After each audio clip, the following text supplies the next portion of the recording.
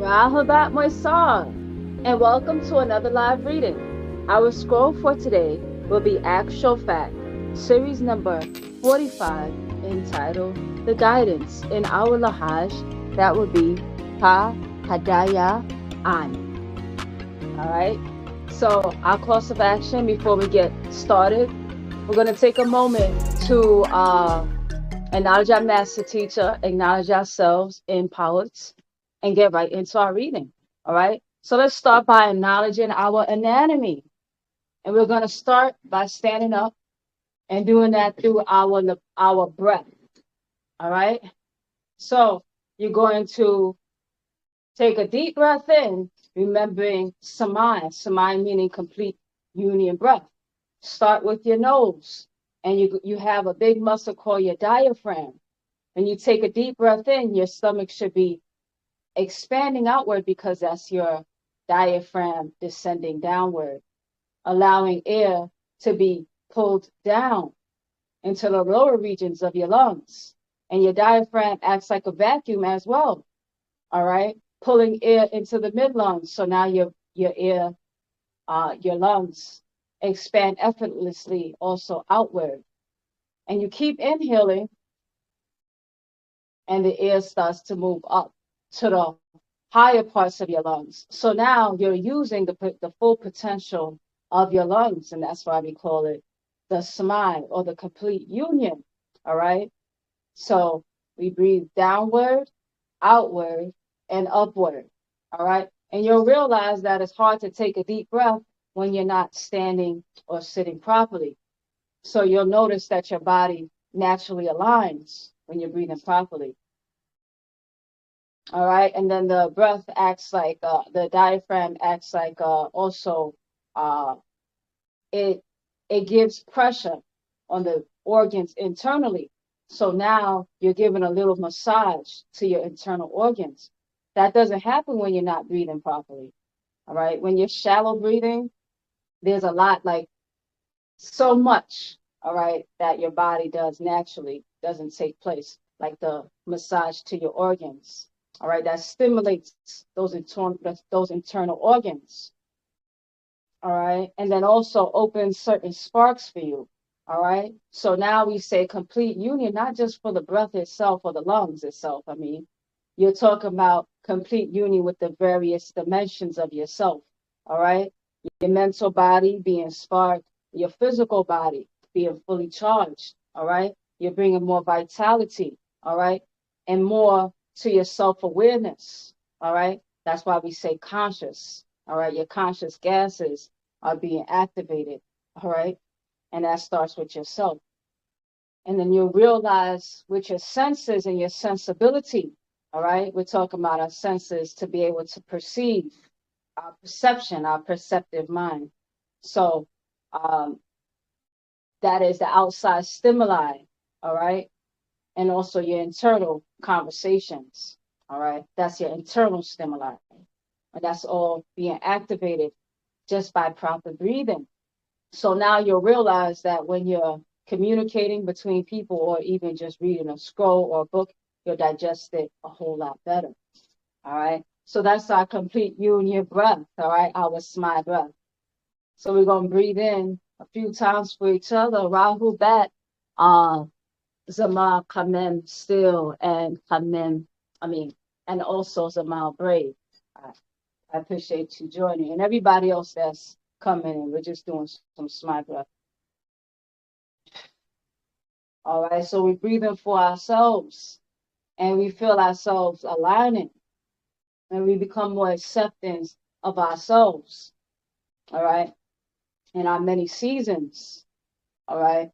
And you feel yourself also being accepting of all around you, all the articles and components of natural nature. All right, that's your fellow brothers and sisters.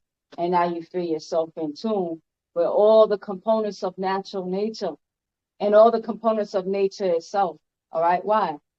All right, because you're in tune with where you're supposed to be. All right, in the divine order, and everything in its rightful place. It's rightful space and time. All right. So you feel yourself becoming at peace with yourself And as your inner reality becomes your outer reality, that becomes you'll be at peace with all your fellow brothers and sisters and life itself.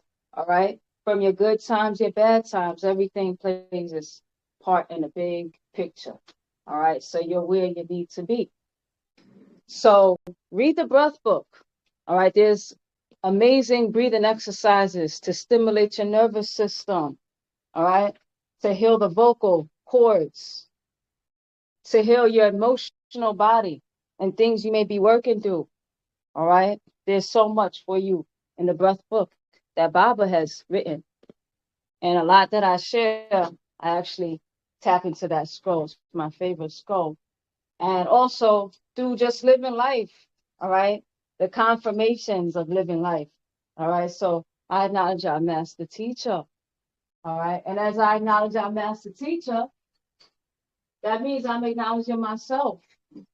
All right. Why? Because our master teacher is a living and breathing flesh and blood embodiment sent down from the very forces of nature, from us back to us for the purpose of renewing our story. And here's the Zeti, or the nucleus that brings us all together for the purpose of one story, one people, one soul, our collective body as a people. I shook to our master teacher. I shook to ourselves. I shook to each other. All right. We're going to affirm that I am and the divine love of the all expanding and all divine love is in me. And confirm that for yourself right now through your breath. And you're going to say to yourself, Apta Paa Taraq la Rawuk Yaanun. Apta Paa Baabaa Yehu. Open the way to the soul, Rawuk soul. Rawuk, you'll read about in the breath book as the spark of life, the breath of life, the very soul of the people. All right. And we tap into that one breath. All right. So we tap into that wisdom of everything that ever was, everything that ever will be, and everything that we are, all happening right now through our gateway, which is our breath. So in our physical reality, we're doing a lot of work for our etheric counterpart right through our very breath. Open the door towards him. Notice that door is inward. Who? Open the door towards who we interchangeably use with him, which is really talking about yourself. Why? Because you cannot lie to yourself. And you accept yourself in Pa'ut as Pa'ut. Ashuk. Abdul Kalat Polorat Wufakor Bisamus Pa Pa'ut. Begin all prayers and thinking by using the all expanding. And you have something to use, your very nose, one of the seats and gateways for Nagaru. Use a thing of all expanding, and it is your breath itself. Baror, baror, baror, nabab nadar muqdad. Nautz muqdad bedid patah. Nautz muklas bedid Yaanun. Holy, holy, holy. Meaning one whole story. Holy people, holy seed, all existing gases, everything that ever was, everything that ever will be, all happening right now as the holy, holy, holy Barur, Master Overseer Almighty. What is greater than Pa'ut? Because where can you take Pa'ut? Because where would you take it? All right, it's all Pa'ut. That's our Master Overseer Almighty. Patah, the opener. No God except Patah. As we are all activated in one body, our mind's eye is open and we are all charged. And we thank our Nadar Patah. And we become Mukta. We become ones who are open because Ashuk is the key, but it is you who opens the door. And we are responsible because it is our responsibility to respond as children of Pa Nadaru, of natural nature. We are Pa Nadaru as Muktari. And that is a great, that is one of the greatest things that you could achieve to, all right, to become a Muktar, all right, or one who is of natural nature. And that is our job to get back there. And we cannot lie to ourselves. Paa Taraq, Anuki Jawef Pa Ashok Pa Pahuts. Wu Kalala Shukawun Jawef Niya. Anuki Kasamu Pa Pahuts. Wu Pa Pahuts Kawun Kasamu Niya. Anuki Wahu Ame Pa Pahuts. Wu Pa Pahuts Kawun Wahu Ame Niya. Nakuk Kado Naja Ame Kasam Pa Pahuts. Wu Chabub Ame Mushkas Nakuk Kado Kawan Kalal Pafef Nakuk Ayo Jawef Pa Pahuts. Ameh Hoseh Ameh Ayani Kawun Lake Bakor Jawef Pa Pahuts. Anuki Yabed Biye Nafashni. Pa Pahuts Kawun Anuki. Pa Pahuts Kador Nakuk Kador. Pa Pahuts Amul Nakuk Amul. The all is, I am. The all can, I can. The all does, I do. Thank you for this guidance and this healing. And we accept you the same way that we ask for acceptance. And we thank you for Nazula incarnating our master teacher into the flesh and blood for this day and time as a living and breathing example, just like us, of Ashuk, for the purpose of renewing our story as one collective people. And we thank you for our master teacher. We thank you for this guidance and healing. And we thank you for this book itself that was sent down to us as a guidance and a healing. And we accept this healing. We accept that this scroll that we will be reading today is the truth and the way. Pasawabu Paa Taraq. Panin Misva Kawun. Pasawabu Paa Taraq. Ze Kawunana Zulalahe Amskun. Mane Masvatwu Masa'a. Ama Haday-aan Mumudama'u. Mane Muslafukum. Munadaru. Arjulayeh Nafashukun. Alfukshaneh Kawunkun. Pasawabu Paa Taraq. Haday-aan Padaman. Nahun Tawuanskun. Lahe Panenda Malwu Shafe. Nahun Tawuanskun. Lahe Tam Nasoinun. Nahun Tawuanskun. Lahe Ashukuma. Anskuma ter Muslafunu. Nahun ater Mukradukun. Nahun sa loob na sarkuma. Nahun sa loob na sarkuma. Ang sanun kahenataru. Ang sanun muslafunun. Nahun ater muspatu. Anum atum atum amun.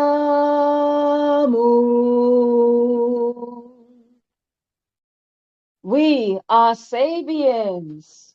Tawakum nataru. Umuntaru. Tawatak muntar.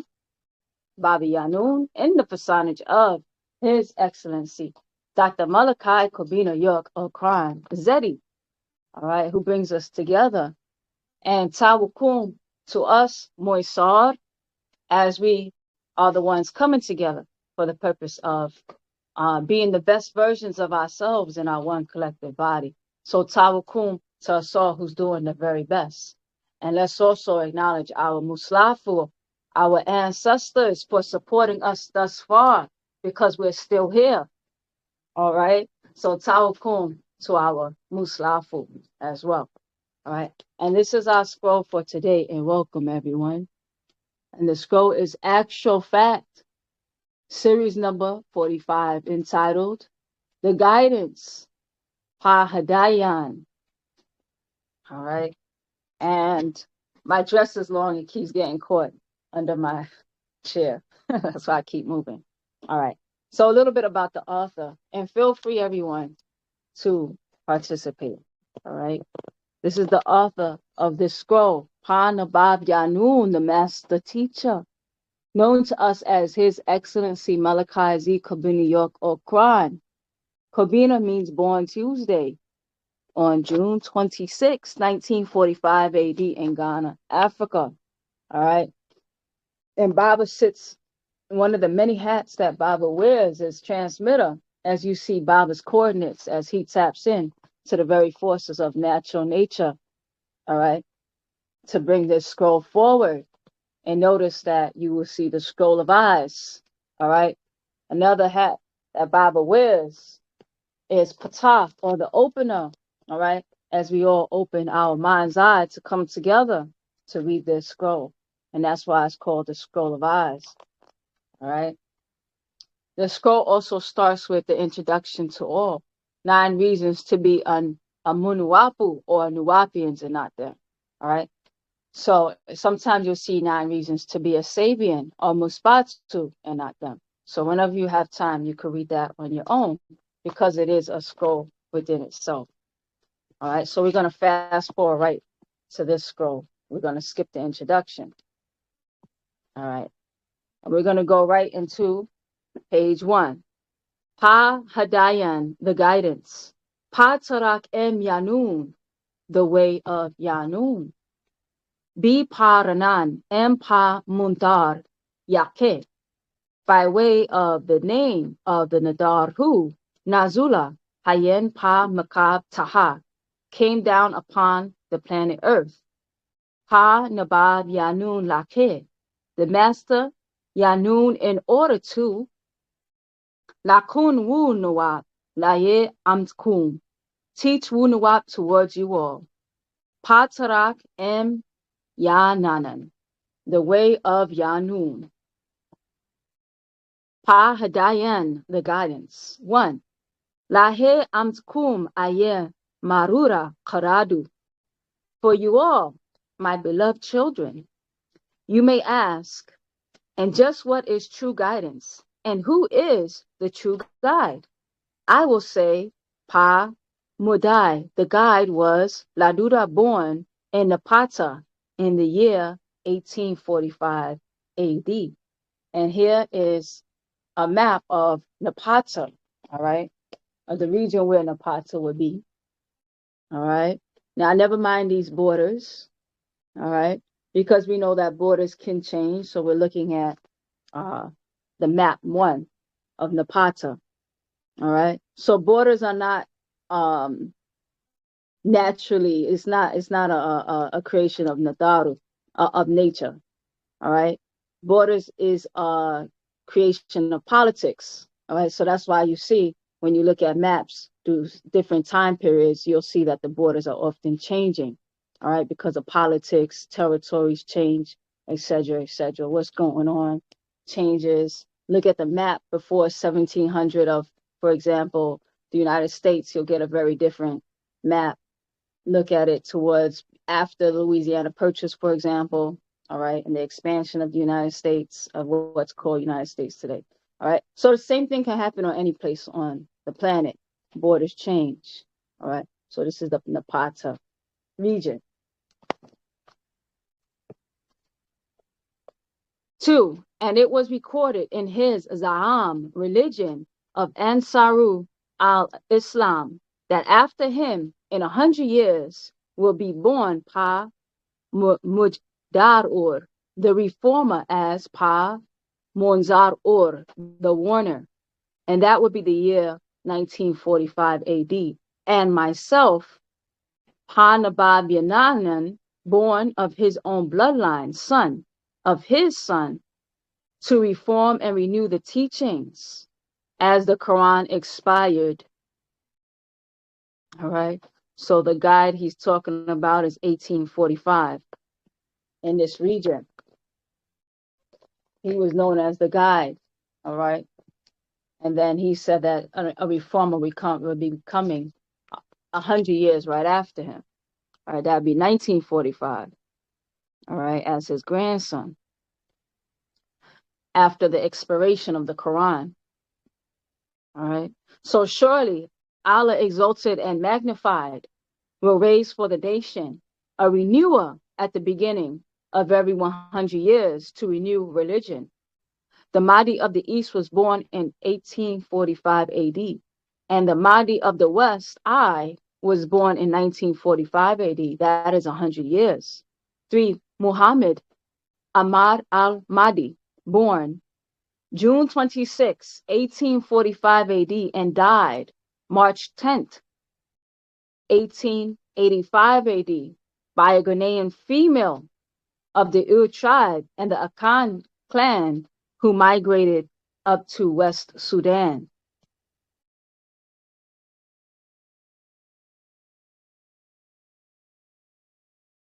Her name was Mukbula, and she birthed a son in the year 1885 AD named Amr Rahman al-Mahdi, and he was the father of al-Mahdi, Abdur Rahman al-Mahdi, born 1922, and he died in 1970. All right. So this Muhammad, born in 1845, known as the Mahdi, all right, born in the Napata, was also birthed by a mother from the Ur tribe of the Akan clan. All right. And she migrated up to West Sudan. All right. Her name, you see, was Mukbula. All right. So it seems to parallel a lot with Baaba's story as well. All right. So that's why I'm repeating it as to clarify. Baaba's clarifying the stories of each generation. All right. So you see still some Ghanaian blood on his father's side too. All right. According to this scroll. All right. So 5. All 3 born into Sudan of the mixed Ur tribe of Ghana by Mukbula, and the Dongolaway tribe of Nubia by Muhammad Ahmad al-Mahdi. All right. So when you have a time as well, because I took a few trips to Africa myself, but you don't have to take trips to Africa. You need to do research. Just look up the Ur tribe. All right. Look up the Akan clan. All right. So the Ur tribe is a branch from the Akan. All right. Same thing like the Amasi is a branch from the Washita. All right. So look at the movements. All right. So that's why it's so important to understand that you don't put yourself in a boxes that other people put you in to dividing up your story and to also take away from your own legacy. All right. Take away from your own legacy. So these borders are subject to change depending on the politics. For example, modern day Ghana, all right, was called the it was called the Gold Coast until the 1960s.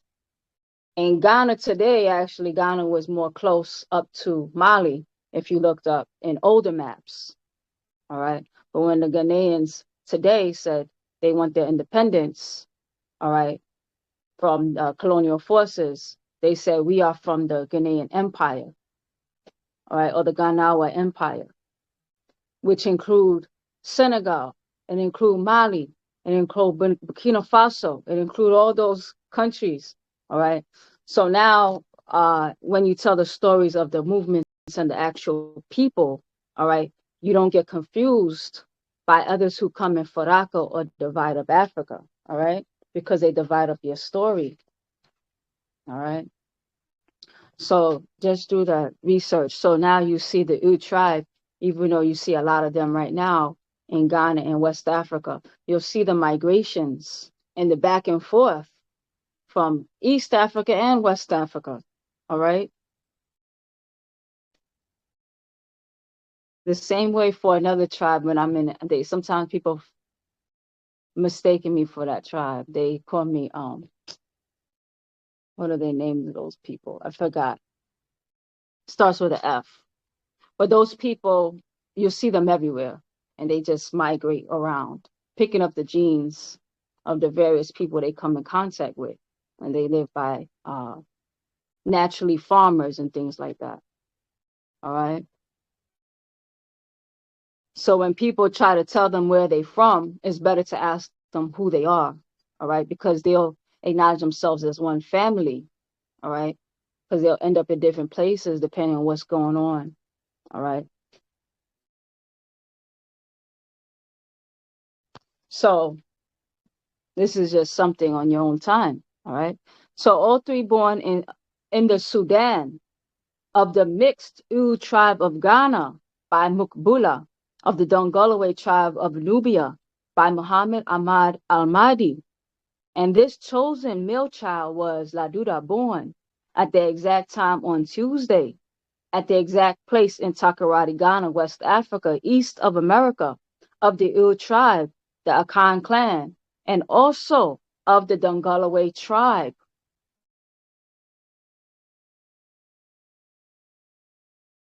All right. So now you know who's telling the person's story. Are you telling the story through the colonial forces? Are you telling the story from the actual people? All right. And a lot of us dismiss our own stories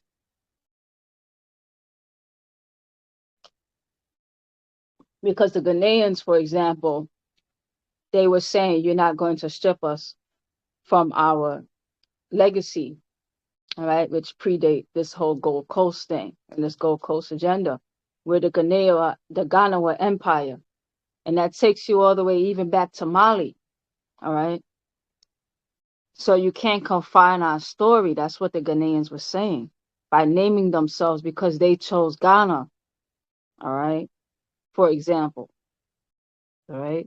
Then when you say Mali, you're going to be talking about the different migrations throughout the whole world. All right. So for Africans that keep touch with their African roots and the colonial forces who come in to tell you who you are, all right, you have some Africans in general that say you're not going to come in Faraka and divide up our people, all right. And that's another thing that Ghana was doing. They wanted to have also. That's why they call Ghana the gateway of Africa, because what makes Ghana so special is that that Ghana wanted to put all their nations together, but because of colonial forces and black devils, that it just didn't work at the time. But it's time again. All right. So Ghana wanted to put the story back together. All right. When I speak to local Ghanaians who don't even know Baba, all right. Not all the Ghanaians know the story anymore because some say they don't care. All right.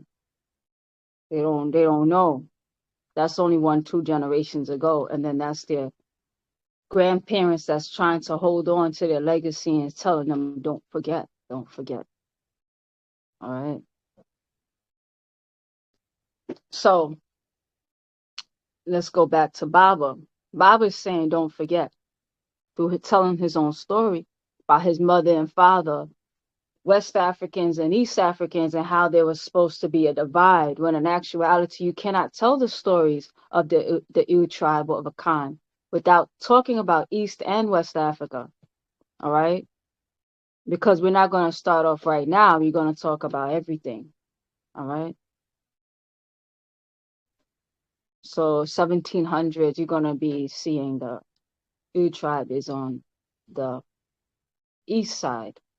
Then they go on the west side, but some stay back and sometimes they go back and forth. Those who keep their connection, all right, to their ancestors. All right. So just on your own time, do research of the actual tribes and the movements and what's going on and why they move and what's going on. And all right. So and this chosen male was Laduda, born at the exact time on Tuesday at the exact place in Takoradi, Ghana, West Africa, east of America, of the Ill tribe, a Khan clan also of the Dungallaway tribe. This was my Daman blood link to my Dungallaway father, Asaid al-Hadi Abdur Rahman al-Mahdi, son of Asaid Abdur Rahman al-Mahdi, son of Muhammad Ahmad ibn Abdullah al-Mahdi, born 1845 to 1885, all right, in Nubia to Sudan, linked to my Native American side of my mother's family, and David York of Lancatos or Lancatos, however you pronounce that, and the Yamasee tribe of American Indians. My mother married Abba Akran's family of both Ghana, West Africa, where I was born, and Nubia, Makhmat, Egypt, where my father was born.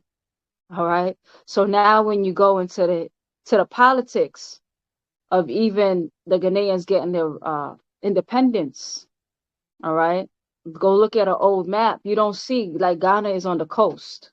Modern day Ghana is on the coast. All right. Ancient Ghana was not on the coast. They were more up north. All right. More center, not on the coast. All right. The Ghana Empire. All right. And then modern day Ghana was called Gold Coast. All right. But the Ghana Empire included Mali. And Mali, they were known for traveling the world. So Baba is acknowledging that as well. All right. Because Africans were already here. All right. Some by just walking across before the continental drift. All right. Now others through before Caucasians, because they were the last to migrate the world. Africans were already doing it. Specifically Mali, the Mali Empire did it. All right. They continue to. So you have multiple ways.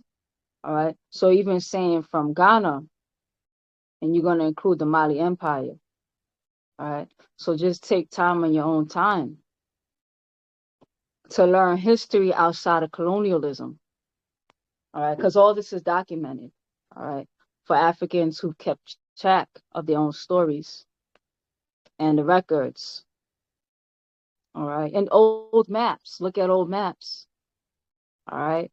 Another thing is one of the biggest ships that was documented a few years before Christopher Columbus. Christopher Columbus, his biggest ship was the Santa Maria, all right, of the three ships. The Nina, the Pinta, and the Santa Maria. The Santa Maria is the biggest one. And then you see that the ship, I forgot his name, I think it's Hushen, or whatever his name is, Hushen. Let's just say it's Hushen. His ship is 3 times, I forget, 5 times bigger, much bigger. So you see, it makes the Santa Maria look so small. And he was Chinese. All right. That He was a diplomat, that Chinese diplomat at the time. And then also, his religion was Islam. All right. And a lot at the time, also a lot of Malayan people from Mali. Some of them are Islam.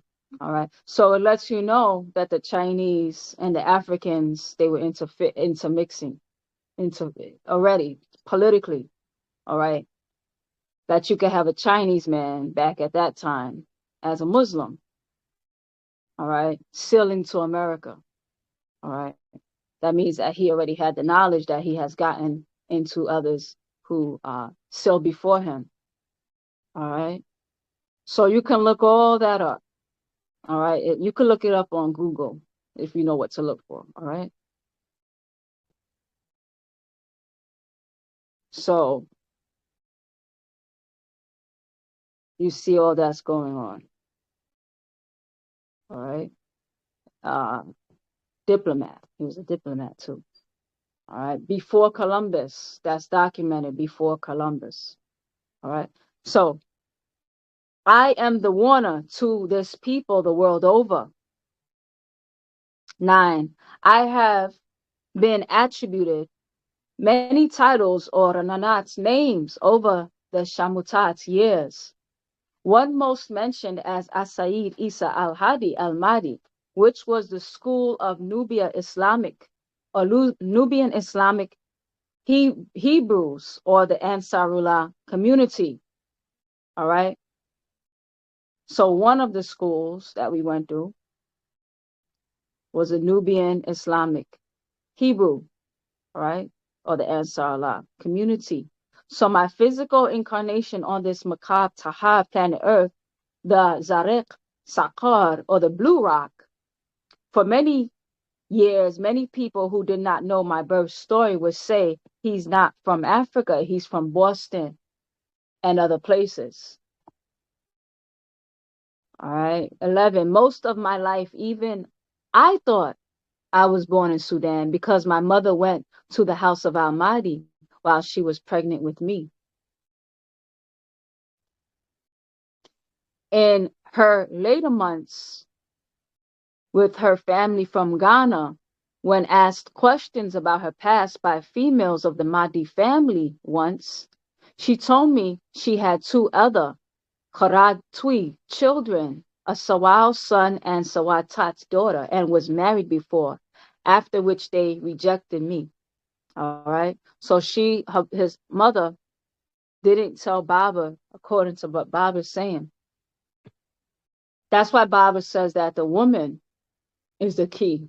All right. The woman holds the secrets. She's the mystery because she's the only one who holds the full records. That's why we call her our record keepers. All right. Because she knows what we can only look on and observe. She knows she could feel inside her own body, her own zero reference time, the movements of that child. She knows her movements at all times. All right. Because whatever's true about that woman is going to be true about her, about the child. All right. Because she carried that child with everything that she's done. So everything that she puts herself through, she really puts the child through. All right. Because women, we don't make our eggs, they just mature with us. All right. As opposed to men, there's a time where that sperm is not in his body. All right. So now, because of shame, all right, and being mistreated, because first off, she was a young girl and then she has children already with someone else. And she was even married to someone else, that the relationship just isn't working out. So she wants to do something else. She meets another man from the Mahdi family. All right. And he didn't treat the family, should I say, didn't treat her very good, which brought her. That's not something she would want to tell the son, that they called me all kind of names, son, and told me to get out their house. All right. So for the longest time, he thought he was born into Sudan. So he knew who his father was, but the details of the rejection, he didn't know until she was ready to tell him that part. All right. So most of my life, I thought I was born into Sudan. I thought I was born in Sudan because my mother went to the house of Almighty while she was pregnant with me in later months with her family from Ghana. When asked questions about her past by females of the Mahdi family once, she told them that she had other Karatui children, a Sawal and Sawatat, son and daughter, and was married before, after which they rejected her. 13. I was born in a government hospital in Takoradi, Ghana, West Africa, of the Ewe tribe, a Khan clan of Bassa people, as well as the Dangalawe tribe of Nubia, Sudan, Northeast Africa, born 26th of June in the year 1945 AD. All right. So now you know why all these let me take my ancestry to see where I'm from is BS. That now you see why, okay? As non-colonial people. All right. Just from the simple fact of how can Ghana be up north in this map, but now in a later map be down here? All right. The movements of the people. And how could this tribe start over here and now they're located over here? All right. So the reality is that you may be from here, but your family moves because of politics and another group takes over. So, for example, imagine that you have the settlers of America. And most people, when you say America, you picture other countries, most people picture a white person when they say American. All right. Blonde hair, blue eyed person. That's what most people picture. And so now when a person takes the genetics and they match them up to the people currently located at those areas. All right. So they say, oh, you're from here. In actuality, the people there are not even from there. All right. So this is a political BS. All right. And propaganda. All right. As others went and stole legacies of others. All right. Or confined certain legacies. Where even Ghana saying we're Ghanaians is a testimony, all right, of how legacies was they'll steal it if you let them. All right. If you don't know who you are. All right. So you see that when you take the test, you could say, oh, you know, some neutrinoid, they could take a test and they say, oh, it says you're from Egypt, because the modern day Egyptians that's there now are mostly Turkish and all these different places. And that's who's populating that area right now. So they'll tell the people that's where you're from. And then they'll tell another group you're from West Africa. But the reality is that West Africans go back and forth. Central Africans, a lot of there was so many invasions in East Africa. The ones that were protecting their bloodlines went more central. All right. So there's so many politics and people's stories and family stories are lost. All right. Because you have certain families in Africa that by their own accounts, they're not originally from there. Let's see, what's another family? Like the Hausa. All right. You see there's a small pocket of Hausa people in Ghana, but not as many. All right. But the Hausa, they'll settle different places. You find a lot of Hausa more in Nigeria. All right. But technically, they're supposed to be the same family of people, but in time they'll move here. All right. So they don't go by what country, because countries can change by the politics. They go by their family.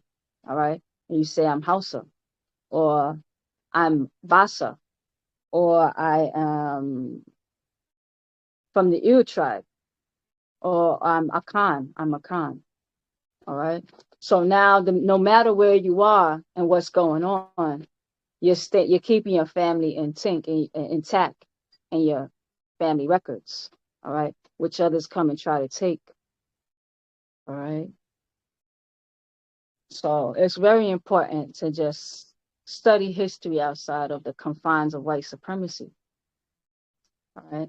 So I was born in a government hospital in Takoradi, Ghana, West Africa, of the Ewe tribe, a clan of Bassa people, as well as the Dangalawe tribe of Nubia, Sudan, Northeast Africa. All right. Because in one country, you could have so many tribes. with different family histories, but modernly they're all together. All right. In the last 100 years, you can have all these families that settled in the same place and make their own culture. All right. But when they follow their family line, they maybe also sometimes pull different places and they have their own stories. All right. So 14, I was born in this physical body in Africa's Ghana. The complete story is to be found in our doctrine of actual facts done while in prison after May 8, 2002 AD. All right. Now, I refer to which we read one of these scrolls together. We refer to the scroll Actual Fact 27, Supreme Beings, the Melanite Race, and then also refer to Actual Fact number 23, the Lotus of Life. All right. So Bob is saying, pay attention to the scrolls I wrote after May 8th, 2002. All right. That's where Baba was kidnapped and he was put in prison with just his pen and paper. All right. Without all the distractions, because when he was out, he said, I was giving you guys what you wanted, because every time I try to focus on this fact and that fact, you keep asking me about Muhammad, keep asking me about Jesus Christ. You keep asking me about Sumerians. All right. But now I'm sitting by myself without the distractions. In the right season, in the right time, I can just put all the facts as they are. All right. So I'm going to read that again. I was born in a physical body in Africa's Ghana. The complete story is to be found in our doctrine of actual facts done while in prison after May 8th, 2000 AD. Refer to actual fact number 27, the supreme beings, the Melanite race, and actual fact 23, that's Lotus of Life. So Mary Abba Akron, Mary C. York, Fatima was allowed to return to West America from East Africa. All right. West, because East Africa is east to America. So when you're saying east, we're not just saying East Africa, we're saying east, coming from the east. All right. Anybody to American over here, to anybody in America, anybody coming from Africa is going to be coming from the east. All right. And then to Africans, even though we have East Coast and West Coast, to them, everybody coming from America would be coming from the West. All right. It doesn't matter if you're from Cali or New York or wherever. All right. So she was allowed to return to the West from the East, or from America, to America from Africa, with the newborn son in her arms. She noticed at the birth, the Karad child did not cry. This Karad child did not speak one sound or Madat's word until he was up in the West, and up until he was 4 years, 4 months, and 4 days old. Right? So he came to America before he was 4. So Baba's saying he didn't speak until he was in the West and he was 4 years old. All right. On that Zamut's day, he Natuka spoke his Wahun Matatat's first words and sound. All around was amazed at what he had to say. Grateful for all Mr. David Piper York had done for her and her newborn baby, he and she resumed a marriage relationship, and in time she birthed by David Piper York 2 more children, a son and a daughter. All right. The oldest is David York. The next is Dale York. All right. That's a son and daughter. Then you have Baabaa, is the middle child. All right. Then the child, Malachi Kabina York, a male, not the DNA son of David Piper York, yet the son of Al Hadi, Abdul Rahman Al Mahdi, and Mary Abba Akron. And their next children was Deborah York, a daughter, and then Dennis York, a son. All right. So she got back together with the original husband. All right. Because he was hopeful to her after being rejected by the other man's family. He decided, okay, I'll help you. and maybe we could work things out. All right. But I'm not going to accept that child. Send him somewhere. I'll help you on the strength that it's you, but that child, all right, that's not my son. You're gonna have to figure out what you want to do with him. I'll help you get him over here though. All right. That's pretty much what happened, as Baba explains in other scrolls. All right. So 21. These were the children of Mary and David, and the Qarad child by Mary and Al-Hadi. 22. And this is the birth date, record, and time and place of the birth of Malachi Z. Kabina York, also known as Isa Al-Hadi Al-Mahdi, born in Ghana, West Africa, Tuesday, June 26, 1945 AD, to Mary Abba Akran, also known as Mary C. York or Fatima, as Asaid Al-Hadi, Abdur Rahman Al-Mahdi, son of Sudan's Nubia and Ottomans, or Ottoman, all right, Ottoman. All right. So in another scroll, because I also want to clarify certain things from the scrolls, because a lot of people get on the internet with little pieces of the story. And I'm not saying they're outright purposely lying, but sometimes when other people tell your stories, they can mix up the facts. And life, especially the way Baba's life, is already complex. All right. Because that's not a cool story they want to tell. All right. A woman to tell about herself and where you come from and things like that. So it caused this disruption in the family. All right. And when he was younger, he, in another scroll, Baba explains in Akasha Records, he just wanted to be like everybody else. He saw he was different. He was treated different. All right. Being what you call, for a derogatory word, a bastard child. All right. And you're talking about the 1940s. So what's a woman supposed to do? So the father said, "I'll take you back." All right. So Baba was sent. That's how Baba ended up living with his aunt. All right. Fletcher. I forgot the first name. Something Fletcher. That's how he ended up living with her.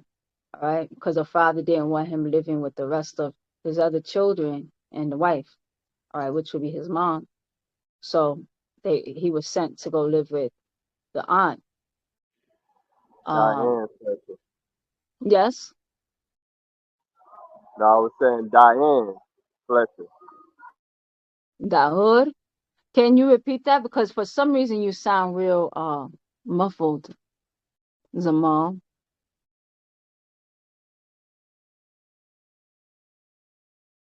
All right, Dayor. All right. Can you say? I was on my Bluetooth. No, I was saying Diane Fletcher was the name Oh, at the Diane time. Fletcher. Yeah, Diane Fletcher. Towerhead. Okay. So Diane Fletcher was the aunt who said, "Okay, fine. I'll take the boy. I'll raise him." And that's who he was with, and that's why he would often be visiting his family. He was come spend time with his brothers and sisters, but he would have to go home at the end of the day. All right. So it was, a little, that could be a little traumatic for a child. Even for a mother, that could be traumatic. That could be traumatic for the brothers and sisters. That's why Baba says he comes from us back to us and the interruptions. And that's why the pain that his mom felt from the rejection, that opened the door, Baba explained, for him to do his job. All right. So he was from the right bloodline with the right circumstances, because you have us as a people setting the record straight. Baba has to set his own record straight. So what people like to say is that Mary Abba Akran is not Baba's mother. That's not true. That's his birth mother, he says multiple times. It's just that there was a disconnect. So sometimes you could feel like sometimes you don't really feel like family, because Baba also said that you're not family if you're not familiar with each other's feelings. All right. If somebody's not familiar with your feelings, that's a way of calling family. So when somebody says family, you have to have them specify what you mean by that. All right. Because somebody could be more family to you that's not DNA. related to you at times. All right. But when people are saying that's not his DNA family, they're adding to things that Baabaa never said. All right. And at the same time, when you're healing, you're also healing your mother's story. You're healing each together at the same time. All right. So it's best to stay out of other people's family business. I mean, he's sharing the business, but that's for him to work through, and that's also for you to work through as well. All right. So I find it disrespectful when people do that and say that that woman, the way they even talk about her, that woman is not his mother. All right. That woman paved the way for him to be here. All right. And he said that you had to acknowledge her because there would be no him without her. All right. So we'll spend time at some point reading the Lotus of Life and the disrespect and the disregard that we have for our mothers for so long. Because even in another scroll, when she was trying to talk to him at one time, he was young. He wasn't trying to hear it. All right. So he wasn't ready to hear certain things as well. All right. So Baabaa talks about that in Akasha Records. All right. That journey, the emotional journey of going through that as a young person.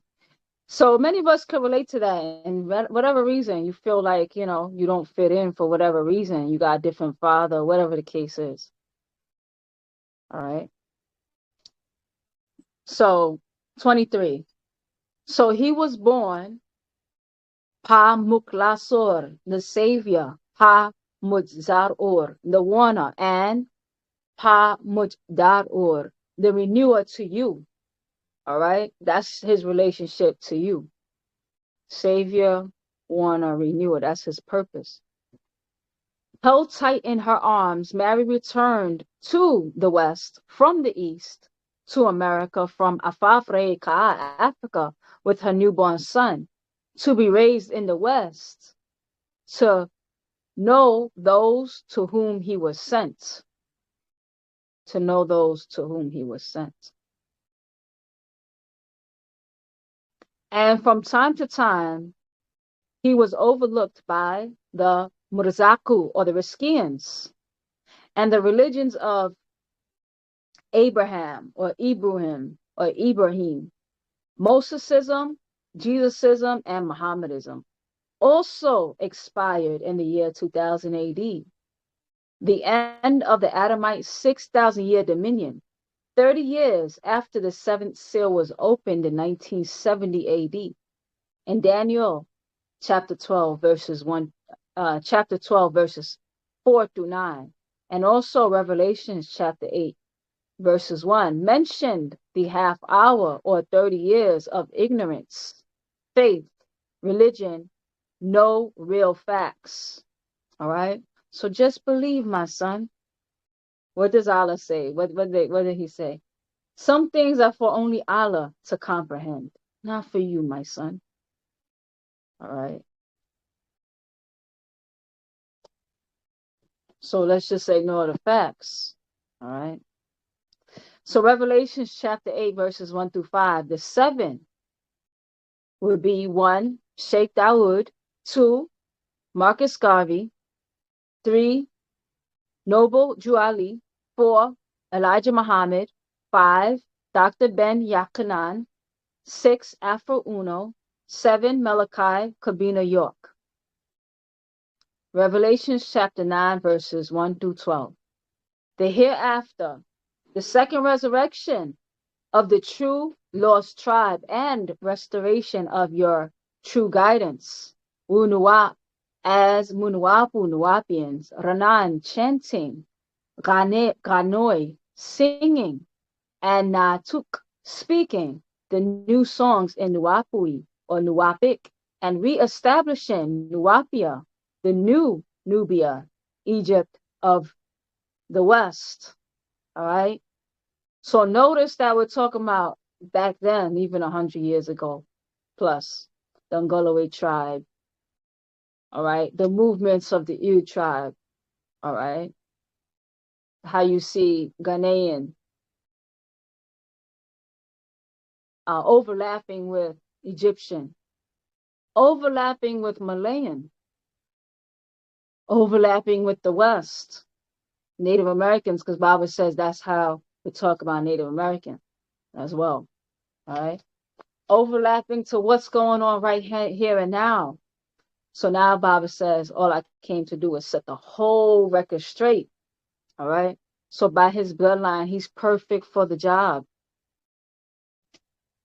All right. Because even if you tell the story of his history, you're going to include everything that's being affected in the here and now. All right. You can't not talk about Egypt. You can't not talk about West Africa. You can't not talk about the Americas. All right. And what happened to us world over. All right. 29. Paa Taraq, the way is to Haday, guide you by Haday-aan, Egypt, to your own tones, sound right reasoning. And I, Baabaa Yaanun, the master teacher, was told by my own race, Pa Murzaku, the Riskians, to keep reminding you of these Haday-aanat guidances. All right, keep reminding you. All right, all these other people came to Faraka to divide you. But everything, his very essence, his very story, if you get to know him, that's a reminder of who you are. All right, because you say, you know what? One moment he's saying Sudanese, next moment he's saying Ghanaian. I'm confused. Right? Then look up the movements of the people itself anyway. Not just the politics of his personal family, but the movements on this planet, the politics of the planet is going to be a reminder, all right, about really yourself before all those things happen to you, all right, and all the other distractions came, all right. So the Mazarku, or the Riskians, all right, has tasked Baabaa to keep reminding you of these Haday-aanats, guidances. 31. Nadar warn you before the Sahenmul Ayanats and Pa Mundaru, Mundaru. Watchful eyes of the overseers. All right. Warn you before the watchful eyes of the overseers against slander, gossip, quarreling about one another, and who is right and who is wrong. Only words. All right. So I saw another recent thing. All right. Where I sit in my living room. All right. Reading scrolls as a fellow Zamatat. All right. That's also in need of this same guidance. All right. I'm a fellow sister, also healing myself. All right. And for some time, there were those who didn't want me to read the scrolls. Because I started reading the scrolls because I realized that why are we arguing about what's in the scroll? And based on the arguments, it seemed like we weren't up to date. And some people who were up to date were exploiting the people who weren't.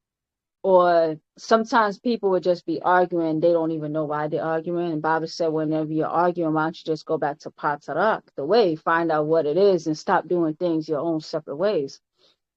So I was like, okay, maybe that. First, you have to know what you're signing up for. All right. How can we have unity around something that we don't even take in time to know? All right. So that was the first thing. And then I don't see how that can cause any problem with just reading scrolls. I never told anybody how to dress. I never told anybody what to do in general. I just read the scrolls from my living room. All right. I'm not going to be dressed in any fancy gown to do it. You know, I'll be presentable. But it's like, lastly, it's like I feel I was slandered. I was called poor for the simple fact of it being implied that because I never physically met Baba, that makes me a Paul. All right. Or how I dress. And there's another thing that's coming out, that you have different things of what people are doing. And a Sabian is not someone who just sits around and read. which is true. It's not just about reading and memorizing. It's about taking it in so it can transform you. And sometimes transformation is a process, and you have to allow the process for healing. So it's not like you're just going to read this and like, oh, don't smoke. Oh, okay, I'm all healed now. Sometimes you may still struggle with the, even if you quit smoking, sometimes you still have to work through that you have smoked and your lungs may just be healing. It may take some time for it to heal. All right. So be ever so watchful. All right. So I'm using me as an example. I'm not by far saying that I'm, the only one slandered, but in time you'll see it come up where this should be the most unproblematic place to be because we literally just read scrolls. If I'm reading it in sweats and a t-shirt, which maybe I have done at some point, sometimes I'm wearing a dress, but I have such beautiful dresses, but I can't wear them. I can't wear all of them because I noticed that on Telegram, when I have a lot of patterns, my favorite dresses I don't wear. Because when I have all these patterns, it distorts the camera and then it pixelates it. So I notice when I wear solid, it's a clear image. All right. So the reality is that's why I point us towards Baabaa, because I didn't say I have it all figured out. Sometimes some of the scrolls I read many times, and some of them I'm reading for the first time along with everybody. All right. So that's why I always say you'd be foolish to follow one of Baaba's followers when you can make that connection yourself, so you can activate that divinity within yourself and we could work together. All right. And I never claim to be perfect, and I've never met anybody who is, so we all take our parts and we all healing through something. All right. So you'll see the different ways it plays out. And it's like, why say someone who is working on themselves and you see that they're trying and you tell them that they're not a Sabian because they're reading. All right. That don't make you a Sabian. It's like, why come and pick me apart? All right. Why discourage somebody on a journey? So that's something to think about. All right. So let's read that again. 31. All right. Nazor warn you, or Nador warn you before Sahedmul Ayanats and Pa Muntaru. Watchful eyes of the overseers against slander, gossip, quarreling about one another, and who is right or wrong. Only words. All right. So who's living Wusabat to a T and to a dot? All right. Everything. I've never met that person. All right. This is what we should do. You know what? I might not do that at that moment. All right. Some things come easier to, this might come easier to you. This might come easier to me. That's why we help each other with our strengths. I have certain strengths. I share those strengths. Somebody else has a different strengths and maybe they'll help me. Right. Rather than pointing out that brother's crown or that sister's crown is crooked. Let me go knock it all the way off. Rather than you help each other. All right. So 32. They are of no value and only ruin those who listen for the right guidance. All right. So don't get caught up in the politics of who likes who doesn't like who. Somebody, the gossip, the slander, the quarreling. All right. Don't focus on that. All right. Because Baba said they are of no value. All right. And what did they do? They only ruin those who come to listen for the right guidance. All right. You'll lose all the guidance. You'll lose everything that's right looking for what's wrong. If you look for it, you'll probably find it. All right. And actually, I shouldn't even be speaking English. All right. That's something I struggle with. All right. But focus on the scroll or the words that you came for. You didn't come for me. All right. Hopefully you didn't. Maybe you did, but then you got to see the scroll. You'll be wise to cling onto the scroll once you see it. Or Baabaa. All right. So 33, do your best, Munwapians, to present yourself to all others as one approved. All right. So do your best. All right. Some things will be easy, but you're doing your best. That's the best one can do. All right. All right. I have these, I have my 3 bangles, right? These are my 3 bangles. But if you can't afford 3 bangles, it doesn't mean don't come together. All right. You don't have your 3 bangles. That's all right. All right. Do the best you can till you can get your 3 bangles. All right. And instead of letting somebody else shame you for not having your 3 bangles yet. All right. So a devoted person who does not need to be ashamed and who correctly Lakun teaches the Madatat Shalil Sadet Haday-aan, words of true guidance.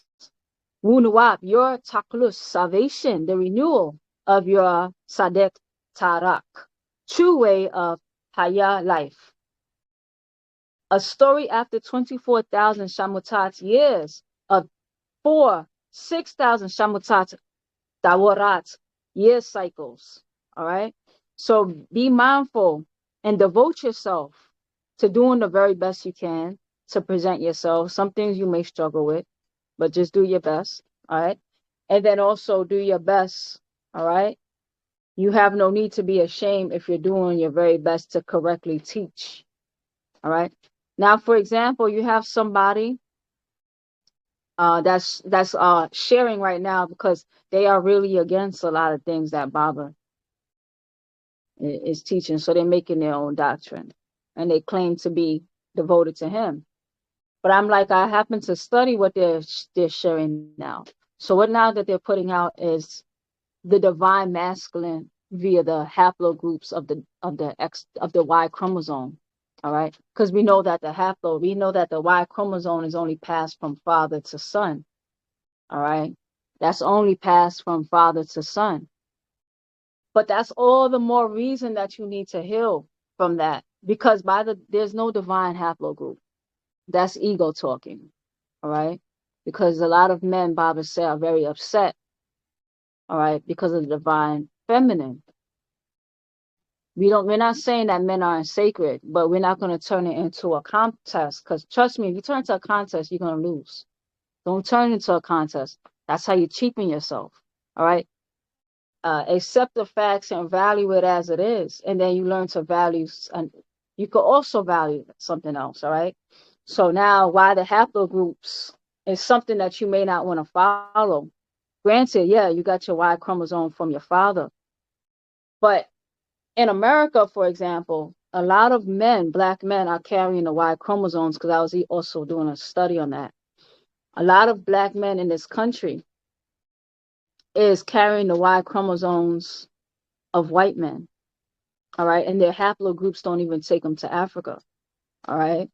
Because if you think about it, and that's why Baabaa has come to help us save ourselves, and we see that it's actually the mother that does it, because the mother represents unconditional love. All right.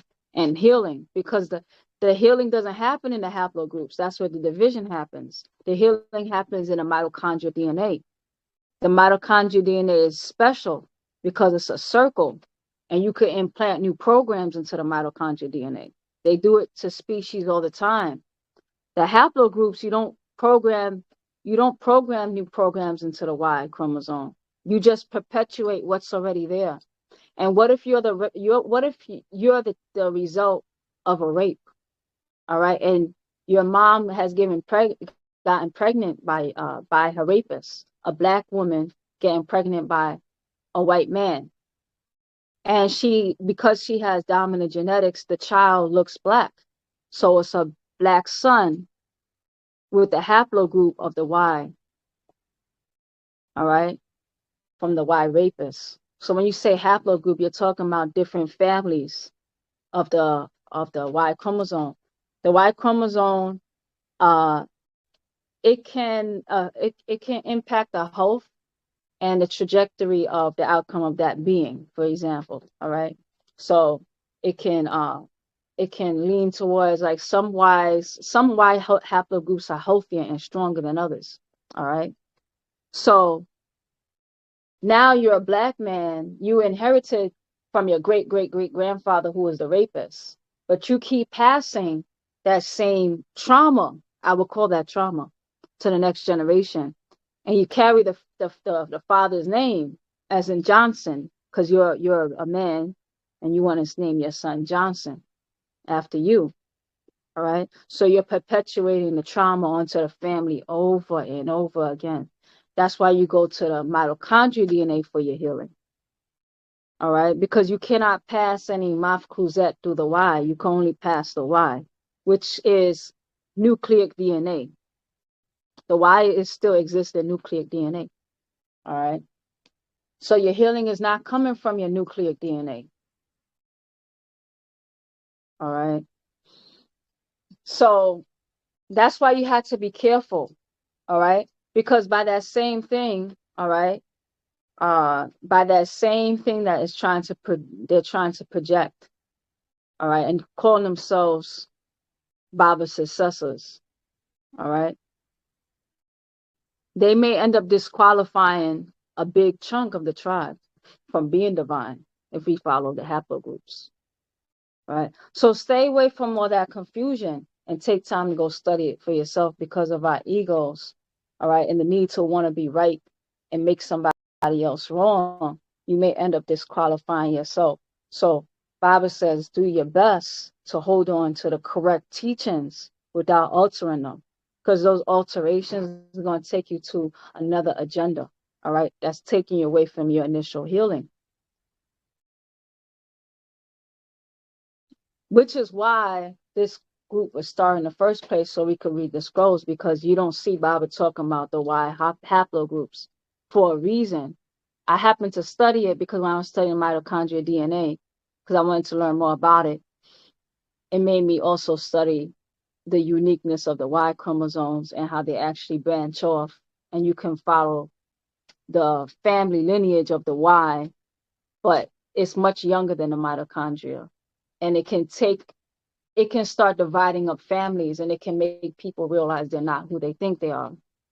All right. So they're carrying the agenda, even though you have all this melanin. All right. You don't have the haplogroup. All right. You don't have an ancient one. But we're not doing that. We didn't come to condemn our people. We came to heal them. So we're not going to heal them through that Y. All right. That's a testimony right there, that you're not going to heal them through the Y or redeem them through their Y. There's no redemption through the Y. Unless you just want to make some type of class system where you have certain beings that's better than other beings. Because what are you going to do when you find out that half the men have the wrong haplogroup? All right. You're going to have some type of, what do you call, system.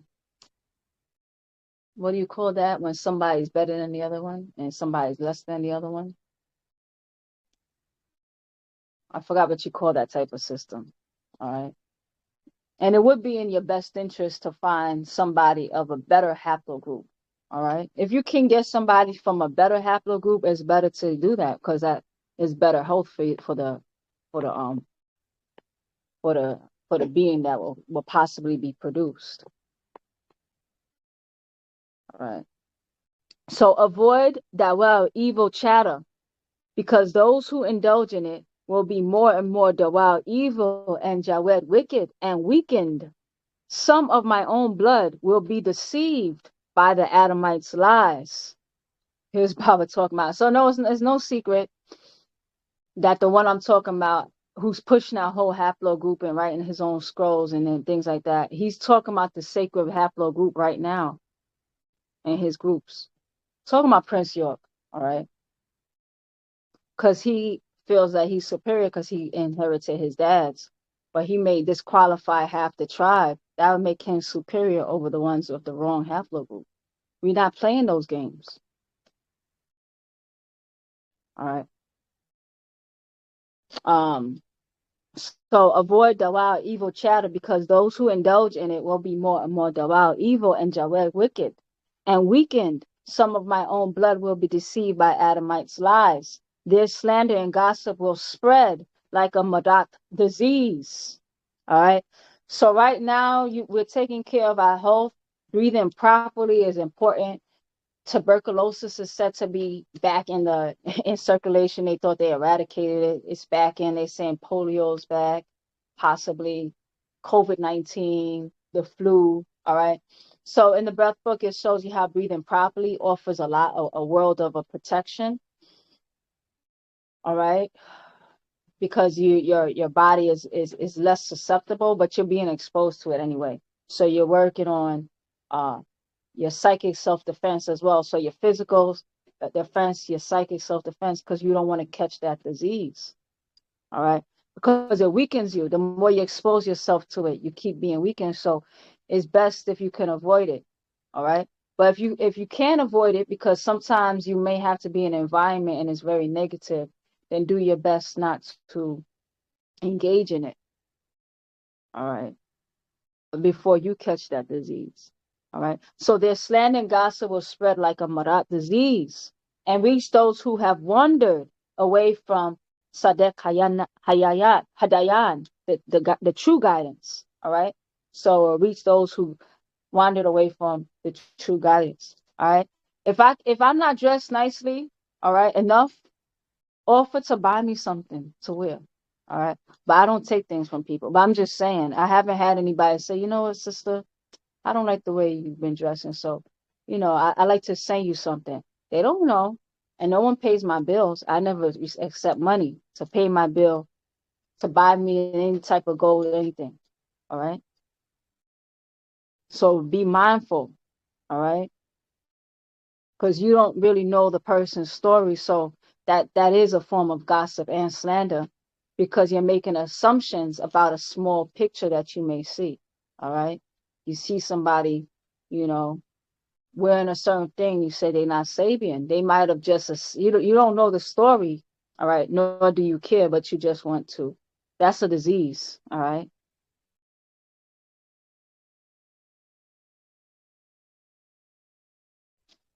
They say that Wu Nawab is not real and say you need blind faith in other Za'amat's religions. Some claim to be Ansars for life.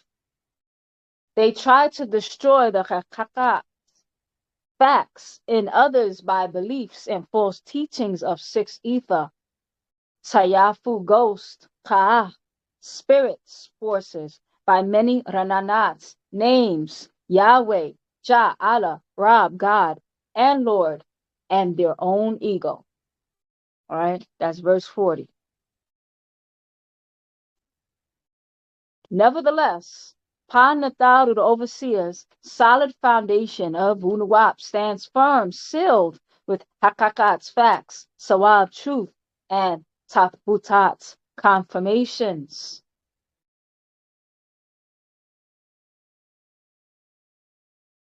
And Pa Mutaru, the overseer, knows those who are their Qaradu children, and everyone who confess to Wunuwap and turned away from Jawedness, wickedness, and adverse forces of Satu, Akak, Makwanu, six ether beings.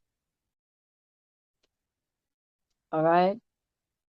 So Panadaru knows who are the children, and everyone who is working to confess, all right, what they may have done wrong in their own lives and is working to correcting it. All right.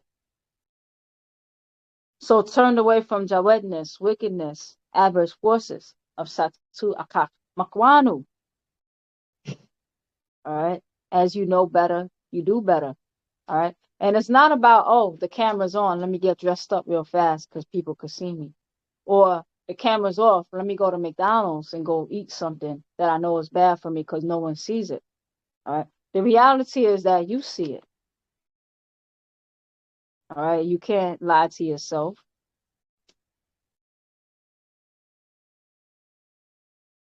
And sometimes some things are easier to let go of for you. Some things may be harder. All right. It might have been easy to give up. For example, some of us were into drugs.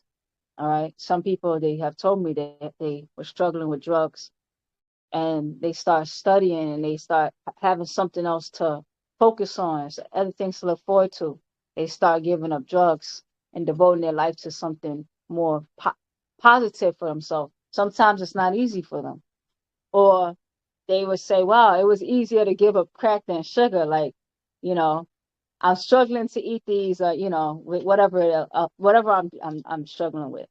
All right. But that's for them to work on. All right. So when you see somebody, you don't make their journey more difficult. All right. Some people are struggling to overcome certain feelings, certain habits. All right. And some are doing it. Some they may lag behind. All right. If they could catch up, great, you know. So 42. And Pa Mundaru, the overseers, knows those who are their Karadu, children, and everyone who confessed to Wunuwa and turned away from Jawedna's wickedness and adverse forces of Satu Akak Mukwanu, 6 ether beings. If you, Naduf, clean, Nafash Kum, yourself, Jawed, Jawef Fawej, that's inside out, and Fawej Jawef, outside in, from the things of the past 6,000 years of Mudamu, Adamite thinking. You will be instruments of uprightness, noble purposes made pure and useful to Pa Mundaru, the overseers, and yourself. Prepare to do the good works of saving Bahu souls and Munsar Uru. Pa Mundaru, helpers of the overseers. Al Muklasinya, the purified ones. All right. So you'll realize that you'll be doing things that are helpful to people. All right. To yourself. Help yourself. You can start helping others. All right. You become a conduit for which goodness can come. All right. But you take that time for what? Clean yourself inside out. From what? From all the adverse forces, and impressions that was made upon you for the past 6,000 years. That means you're probably healing not just your own immediate experience. You're probably healing through what happened to your mother and your father and their parents and on the planet and everything that you're breathing in and all that's around you.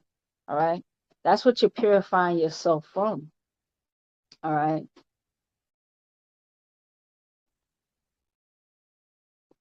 In the Quran, chapter 15, verses 40, it says, "Accept your slaves of Al-Mukrasinya, the pure ones." And then Quran, chapter 15, verses 36, reads, "He, or Diablos or Iblos, said sustainer," that's the master Al-Arad. "So you be Nadar overseer. Watch me, Iblos, Diablos, toward day, when they, Adamites, are raised from dead." Resurrection. So you see the devil referred to, the Rab or Lord, sustainer, Allah, God, as Nadar, overseer, Mujhar, watcher. 45. That is the same as Nuwapic, Muntaru, overseer. All right, watcher and overseer. In verse 37 says, "To Iblos or Diablos, the devil, you are from the ones who will be overseen, or the ones who are watched, overseen." All right, as Al Munjarin, Munjarin, Munjarin. All right, that says the ones who are watched. So Allah is the Muntar, overseer, as you read in the Quran, chapter 15, verses 36. Iblis, called Allah, Munjarin, watchers or overseer. So when we say we are helpers of Allah, it was Munsarur, or helpers of the Mundar, overseer. All right. So now Baba is not saying, that Muslim or Allah is the same thing, but he's showing where it came from. So what they're really saying, all right, he's taking you back to what they're really saying. So when you say you're helpers of the watcher, we know that when we say Nadar, all right, and we go and we dispel all those illusions, that the very forces of nature, of natural nature, is what oversees everything. So it watches over you. It oversees all your movements. All right. So now when you say, I'm a helper of overseer, or the one who watches our overseers, because our overseers are the very forces of natural nature. All right. And we ask that natural nature accepts us and also works through us, that we can do the workings of natural nature. All right. And natural nature, nature is such a way that it always wants to go back to itself. It wants to go back to its source. All right. And its source is of nature. All right. So when you become of natural nature, you realize that you begin to create an environment where others can't heal. All right. And then you realize that you're bringing more calm and peace than confusion. All right. You're empowering others in their place and time. All right. As part of nature. All right. So you become a reminder, like how Baabaa has been a reminder for us. And that's why it's important. Baabaa had told me, because he knew I didn't have pictures of, however he knew, I don't know. But he had told me put pictures of more pictures of him around. And that's going to be a good reminder for myself, because it lifts the morale, as Baabaa is a helper of Nadaru, of the watchers. All right. He is a Mundar himself. All right. An overseer, he oversees. All right. And that puts things in line. All right. So instead of catching the disease of unnatural nature and gossip, all right, we're now putting ourselves back in alignment. All right. So Allah is the Mundar overseer, as you read in Quran, chapter 15, verses 36. Iblis, called Allah Munjarin, or watcher, overseer.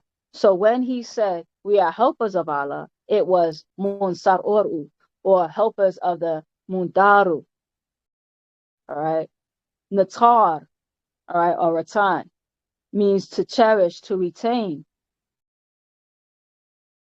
And watcher, overseer, is Nadar, all right, to cherish, guard, retain, all right. So I guess Baba's trying to tell me he wants to be my guardian. He wants to be my protector. See, guard, cherish, keep, retain. He said, put the pictures up, all right. He can oversee it and help me, all right,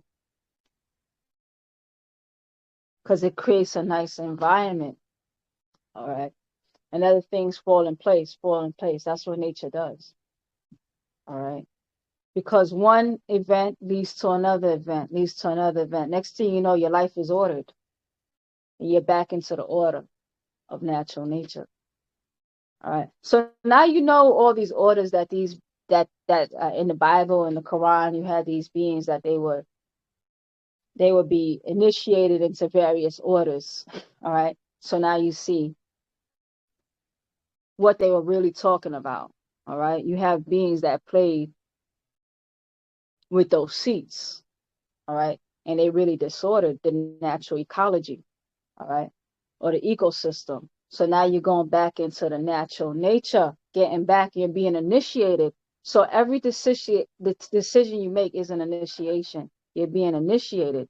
So when you hear initiate, to initiate something means to start something. All right. So you initiate. I'm going to initiate higher quality of life for myself. And you'll see by the outcome of the life that you have, whether you've been accepted into that or not. All right. Whether you succeeded or not. That's why Bible says that the real initiations are really outside the books. All right. It's life. Life itself initiates you. And you can see what you have, whose bidding that you did. All right. So 49, we're on page 8. Or as their Quran says, they asked Muhammad in Quran chapter 2, verses 214 reads, when will or is the Nasar help coming? And his very last revelation was in the year 632 AD, was Quran chapter 110 verses 1. When he has come, Ansaru Allah, that's the God's help. That is us, Musar'ur'u, called Al-Muklasinya, the purified ones. All right. So now Baba has clarified without any doubt, what do they mean, Ansaru Allah, the helpers of God. All right. Now, Baba already said we don't subscribe to those. Earlier, he said people who trying to take us to God, Rab, Allah, or whatever. Baba took us and explained when they were saying watchers, overseers, and really the word that they want to use is nadar, all right, which he says means watcher, overseer, and natar means to change, to cherish, all right. So Baba even takes us to the root words. So we're going back to the roots of what Baba was saying that we were, all right, being the helpers of natural nature, all right, or Nataru, all right. The purified ones, all right. Who are the purified ones? Those who are taking time, all right, to heal themselves of all the impressions for the last 6,000 year moon cycle and what has happened to us. All right. So Quran chapter 19, verses 17 reads, so she, Mary of Jesus, took from around them a screen. So we, Allah and heavenly hosts, sent towards her, Mary, mother of Jesus, our own breath as soul. So he became liken or likeness for her, Mary, as a flesh and blood man, Gabriel, equal to a mortal man in every way. So you see in Hebrew Strong's number 1320, it says basar or bashar, all right, as flesh, person, body, and skin. All right, that's the word that's used because Baba takes time to translate word for word. All right. And the Quran, chapter 17, verses 84 reads, and then ask you about Al Rawuk, or the soul, Gabriel Nusku. Tell them, Aruk, that is the soul, and Gabriel Nusku is my Rab, or sustainer, command, and you have given only a little knowledge of it. So this soul being, Rawuk, became flesh, as in Genesis chapter 1, verses 2. All right, Rawuk, all right, the winds. So Baba breaks that down as well. Rawuk, the winds. Soul, spirit, wind.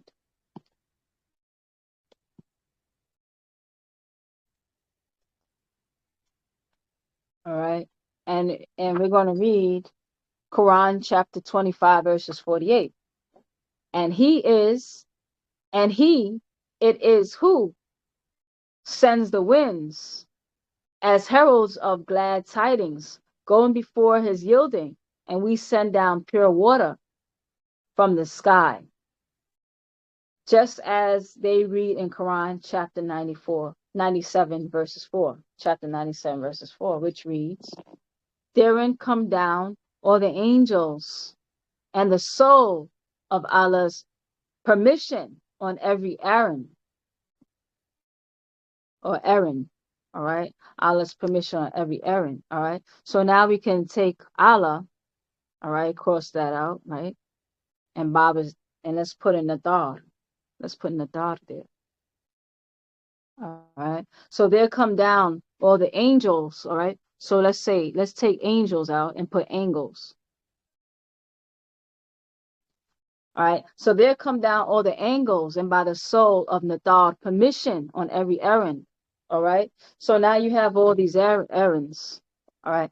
When I'm going to put a picture up that I have when I edit this in the future. But you have all the various angles. All right. So you have an initial circle. And within that circle, you have other circles, circles within circles. You also have angles within circles, all right, different degrees, all right.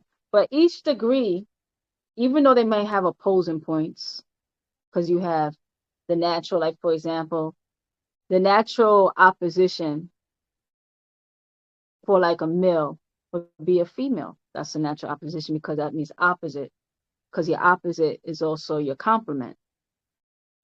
All right. So at times they come together, at times they come apart. Because why? That's a natural thing when you have different angles or different perspectives on life.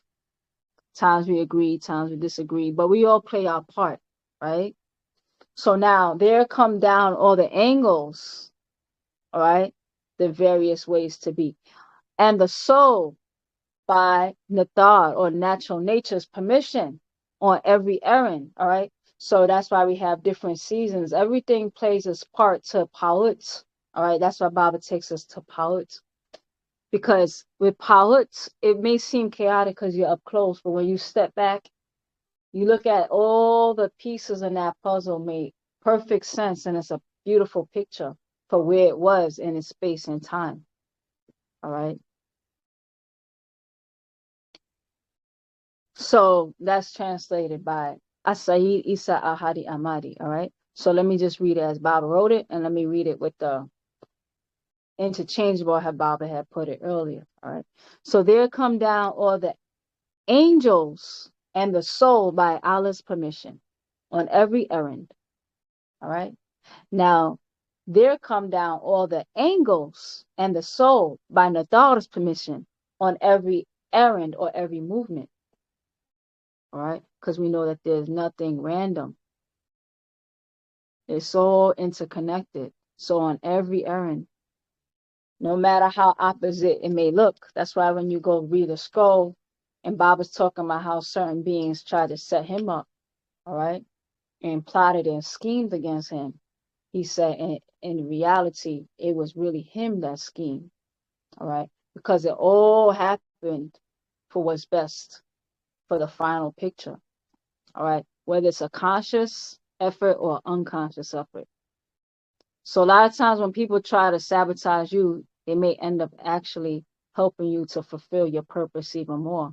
So when they tried to separate Baba, and Baba has spoken on this as well, they knew certain alignments were coming, so that's why they did this whole movement to separate Baba from the people, so he can't touch who he needed to touch in certain times. But in actuality, realize that Baba is touching the hearts, souls, and minds of the people because Baba's mind is all in the scrolls. And he was removed and set by himself without all the distractions so he can pull this miracle forward. And he said he wouldn't have been able to do that with all the people that was around him, that was always pulling on him. So at times, Baba was just alone in his cell with a pen and paper, all right? So in trying to actually stop things, they actually help to fulfill one of his tasks, all right? So everything plays its part, all right, by the forces of natural nature. Everything's going to be, you can't stop nature, all right? And trying to stop it, you're going to actually propel it in a different way, in a way that you can't even perceive because you're just part of that story, all right? And if you have bad intentions for that story, you'll just delete yourself. All right, because there's no sabotage in Pa'ut. You could only sabotage your place in Pa'ut. All right. So 53. And Genesis chapter 6, verses 3. And the Lord said, my spirit, that's Hebrew Strong's number 7307 for soul, shall not always thrive with man. The Adamite Hebrew Strong's number 120. For he is also flesh. Hebrew Strong's number 1320. Yet his days shall be 120. So you see, they call Abba soul, Ka spirit, Tayef ghost, becomes physical Bashar flesh, and Kashar skin incarnated, and claim this is what their angel Gabriel, all right, Gabriel, Hebrew Strong's number 1403, all right, also known as Jebriel, physical man of El. Natar means to cherish, keep, retain, and Nathar, overseer. All right. So Baaba's taking the time to take you to the root of the story. From Hebrew Strong's number 1399 to 1400 is Gabar. Gabar means a person, a man. All right. A Gabar is a person. All right. So that's in the root of Gabriel. Right.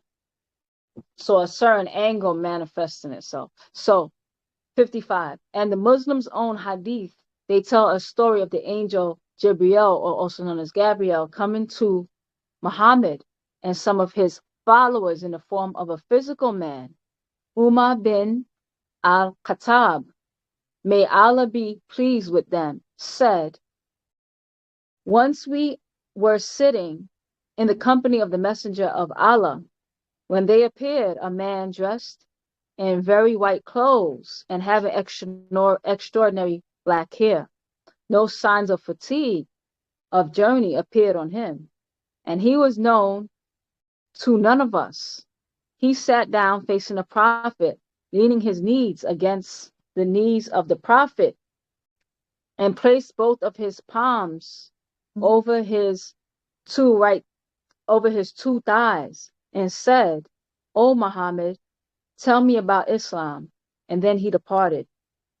The messenger of Allah kept silent for a while. Then he said to me, O Umar, do you know the questioner was? Do you know who the questioner was? I replied, Allah and his messenger know better. The Prophet said, he was Jibreel or Gabriel. He came to teach you your religion. The word in Quran to confirm he was physical is sawai or sawi. It amounts to equal. All right. So 56. So why did all Sakemul Gadad, powerful God, have to send an angel in physical form to help birth Jesus and Isaac and John the Baptist? 57.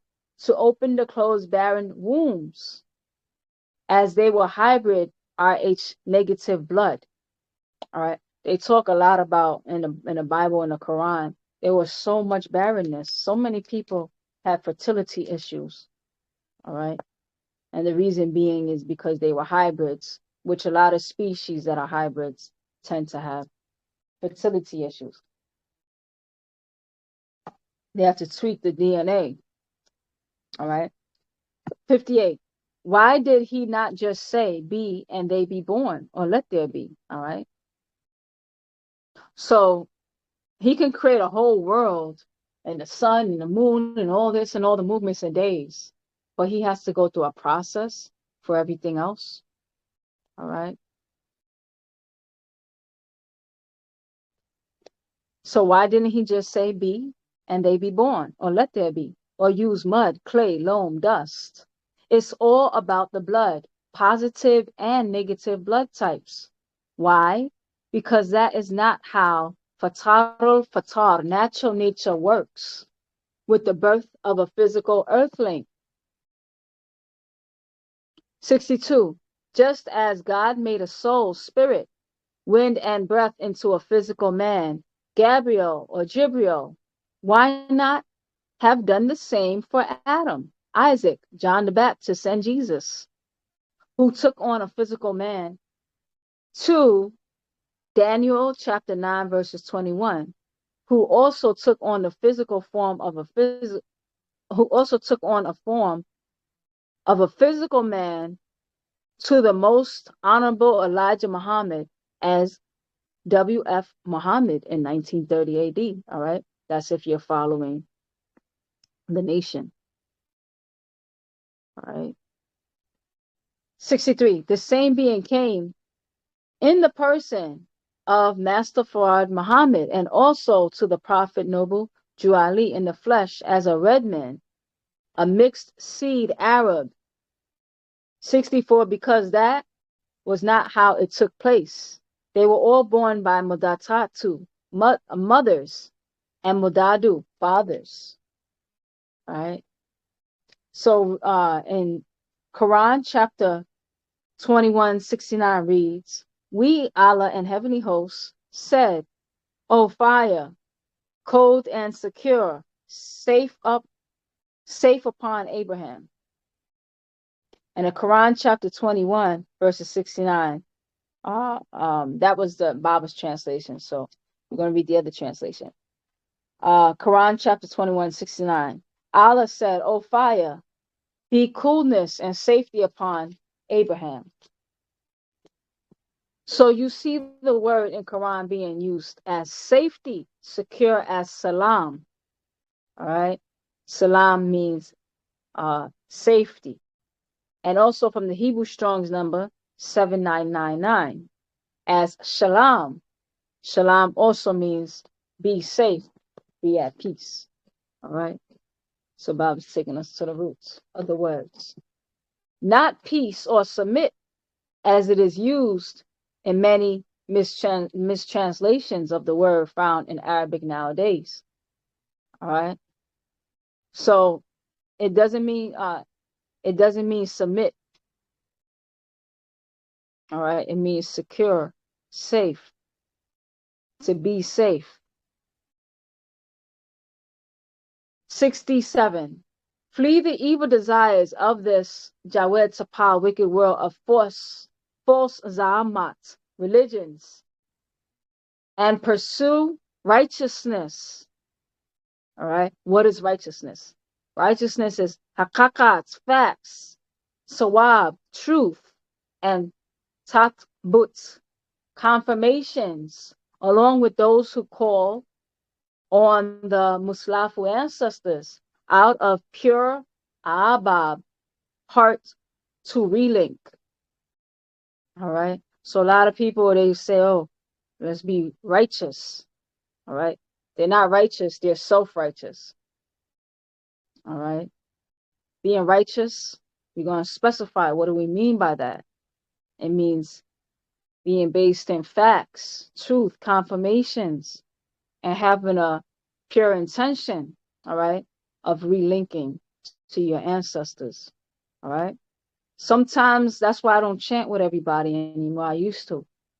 All right. Because I could feel that some people, they turn into a competition, or they have a beautiful thing going. They want to start comparing to what you're doing rather than seeing how you guys can work together. All right. That's not a pure intention. And then that ego is going to end up stimulating my ego. And then I have something to prove. I'm not interested in that. I'm interested in keeping my genuine, all right, trying to heal myself, all right. I'm not chanting in front of everybody because I'm looking for a music career or to be like, I'm a better Sabian than you. Look at how much nicer. Look at how nice I speak the language so I could feel superior. That's not a pure intention. That's not a pure heart. All right. The pure heart is for you to connect back to your ancestors. And if that's what you want for yourself, you will also want that for your fellow brothers and sisters. All right. Not to make them feel bad, because the reality is you feel bad about yourself. So then you need somebody to feel better than. All right. That's not a pure intention. All right. So now we could distinguish the difference of when we're doing it from a pure intention or not. And really, most of the time, only you could really judge that. But sometimes you could feel it, and you may not want to be around others, all right, that don't stimulate the highest intentions for you. All right.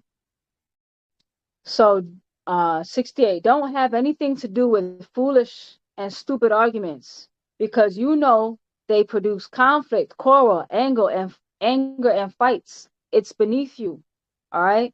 So what I'm wearing, that's my business. All right. You gave the message. Baba said to dress a certain way. All right. It's not for you to keep harassing somebody. Baba said to also chant. All right. Now, if as a person to chant, Baba also said to fast the first 3 days of the month for the purpose of that'll help to. It takes about 3 days for you to get new stem cells. All right. So that's like a fast track way of you helping to heal yourself from many impressions that's made. All right. Fast one day minimum out the week, maybe 2 days if you can. All right. Fast one day out of the week, because this helps you. Most of us overeat. All right. You can spend time. Your energy can be used spending time to heal yourself rather than digesting food all the time. There's a rhyme and reason for everything. But however, let's just say I've kind of like, okay, I have gotten a rhythm of fasting. So I'm going to sit here like I'm holier than thou because now I'm fasting and I know that sister or brother over there isn't. All right. That leads to conflict. All right. And that's foolish to do it in that spirit. And also it's self-defeating because now you're doing it spitefully. All right. And the person they just didn't fast today. All right, cool. All right. Why do you care? All right, about that brother or sister didn't fast, or they're not wearing this particular outfit that day. All right, because you want to argue. The reality is that you want to be right. All right. Are you really trying to help, or are you just trying to be right? So think about all that. So don't have anything to do with foolish and stupid arguments, because they produce conflict, quarrels, anger, and fights. That's beneath you, okay? The whole point is to raise the vibrations. All right, raise your consonants. And the truly Haday-aan guided Nuwapians, a child of Pa Mundaru, the overseers, must not fight or quarrel amongst each other. All right. The brother, you told the brother, because Baabaa said in the Elder Scroll, how do you correct somebody? All right. So you pull them aside, you do it with love. All right. Like, hey, brother, this is what, according to this, this is what you should do. Now, that's the brother's decision, what he does after that. And then you just avoid the person. You don't keep harassing them. All right. You avoid the person. All right, you told them, they didn't listen. They didn't take heed. All right. So now you should probably avoid that person. That's what the scroll says. All right.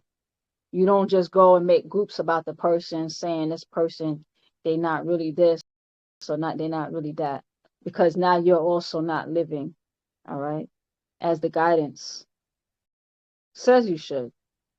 All right. You fight in what the brother and sister is not doing, and what's all the things in your life that you're not doing. All right. You have too much to be working on in your own life. All right. If you're honest with yourself. All right. And I'm honest with myself. There's a lot of things that I'm still working through. Some things is easy for me. Some things may not be as easy. All right. So instead, you must be kind to each other, able to teach, not be resentful. All right. Those who oppose you, you must gently instruct by hakakat, actual facts, gently. All right. And tatbut, confirmations, not takak, faith, akad, belief, or hopes of Abraham's, Ahmad's religions, thoughts. All right. So it's not just do what I say because I said so and I have this title. All right. Because that's taking you back to belief. How do you do it? You do it gently through actual facts, answering questions, confirmations. All right.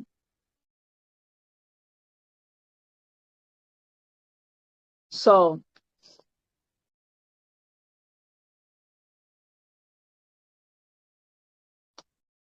I was going to say something, but I'm not going to say anything about it.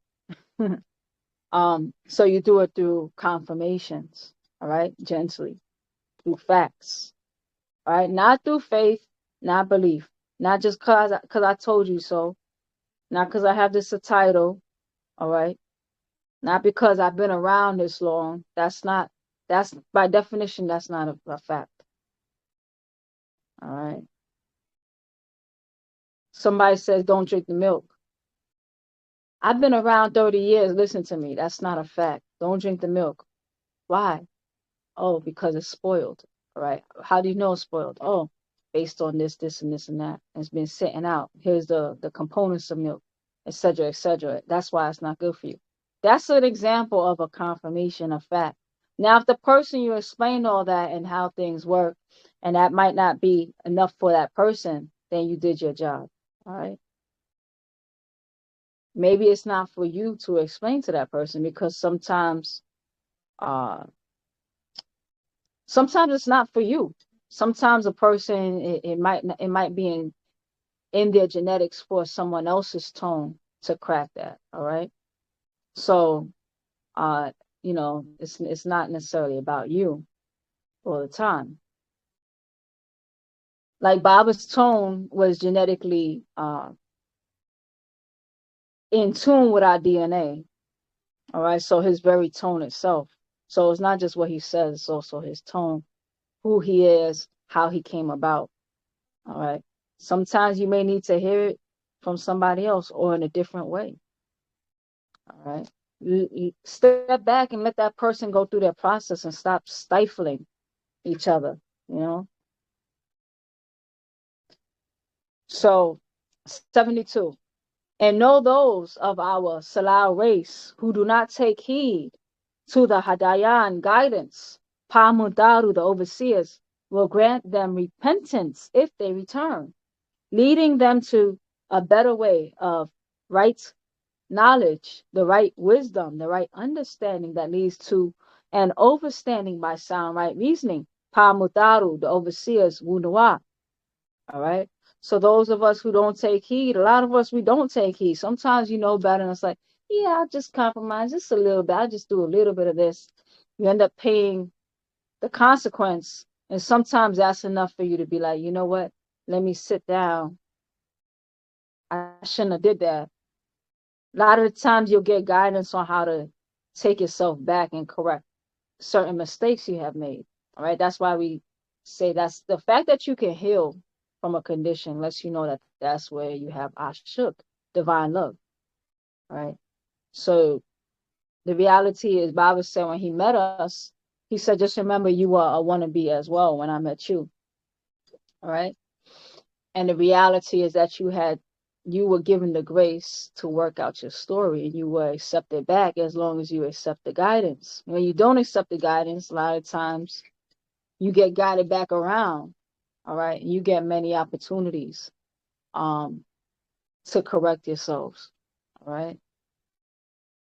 A lot of us ignore them, and then we end up, you know, um, we end up creating a reality. All right. That's detrimental. But we everybody can say they've been given opportunities. All right. So 73. And know that they will come to their senses.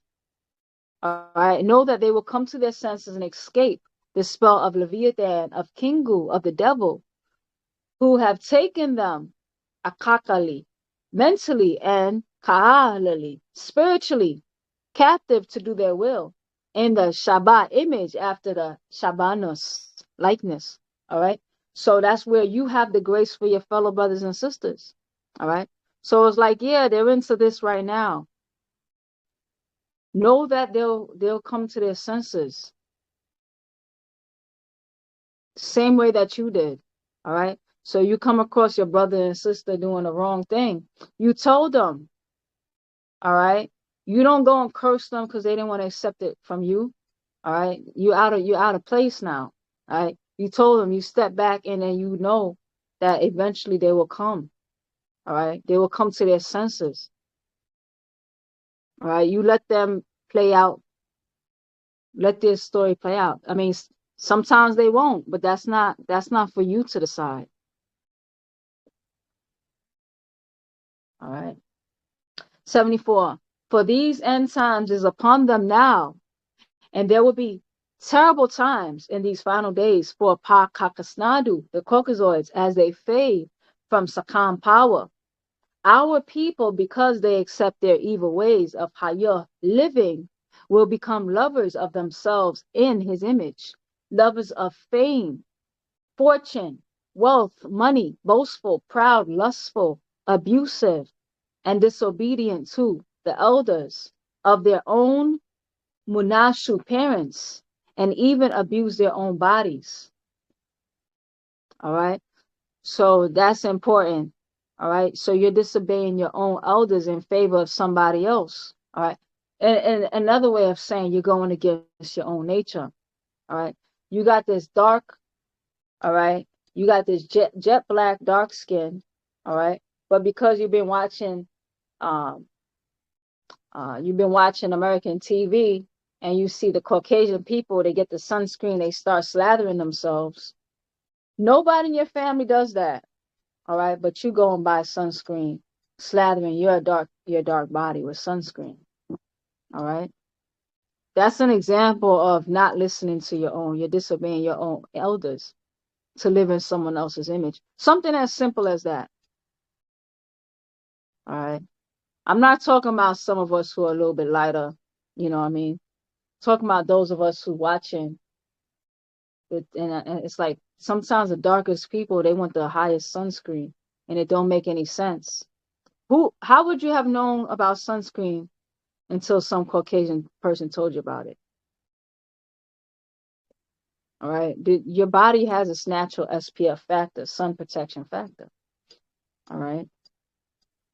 That's not your issue, but you want it to be for some reason. All right.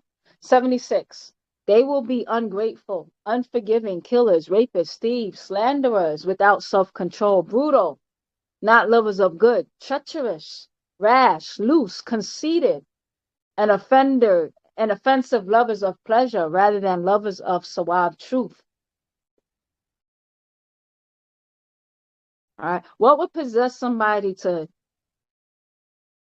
I'm using me as an example, but what would possess somebody to come here, because I don't want to put this thing over my head in my hot apartment. All right. I don't want to put this over my head to read. So they'll go, and what would possess somebody to go and create a whole nother platform to say how something bad about me. All right. But no one knows me that well enough. Really, no one knows me that well enough. But it's like you're looking for a problem.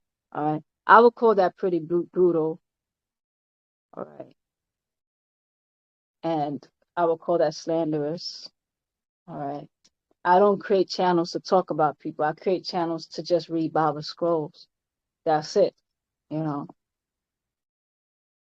So a lot of people trying to take you down, they don't see what they're doing. They may be doing what they think you're doing in a different way. All right. So you make sure that you don't become that person. Make sure you're not that person. And if you are, correct their ways, because you see, many of us are out of line and we have been given the opportunity to correct ourselves. All right. A lot of us will refuse. Some of us will see our error in our ways and reform ourselves. And that's okay. A lot of us did things we shouldn't have done. It's not the end of the world. All right. So 76, they will be ungrateful, unforgiving. All right. That's the thing, unforgiving. A lot of these people offended me. Now, it's all right. They offended me. They learned their lesson. That's fine, because I know it was about them. So I'm not going to stand in the way of somebody being able to heal their own story and being like, you offended me a year ago, so I wrote you off forever. All right. Because that makes me also a devil now. All right. So they will be ungrateful, unforgiving, killers, rapists, thieves, slanderers, without self-control, brutal, not lovers of good, treacherous, rash, loose, conceited, and offensive lovers of pleasure rather than lovers of sawab truth. Liars and cheaters, they will look like they know and accept Yet inside they rebel and submit to their lustful desires, denying wu nawab. All right. So from the outside, they look like they accept it, but the inside they don't. All right. The inside they're really rebellious. They're lustful. All right. When you say lustful, like people always think, oh, they're hypersexual. There's many ways to be lustful. Lustful just means that you put your pleasure first. Some people, that lust can play out in, I'm going to scam a person. That's a form of being lustful because you're putting your desire for having things. That's a form of a lust. You want that luster. Or overeating. You know, sometimes I have lusts of my own. Sometimes I want to eat more than I should, but then I think about my overall health and I think about the truth. So the truth keeps me controlled because it says those without self-control. And it's not to say we don't feel, we don't have desires, we don't have our own lusts.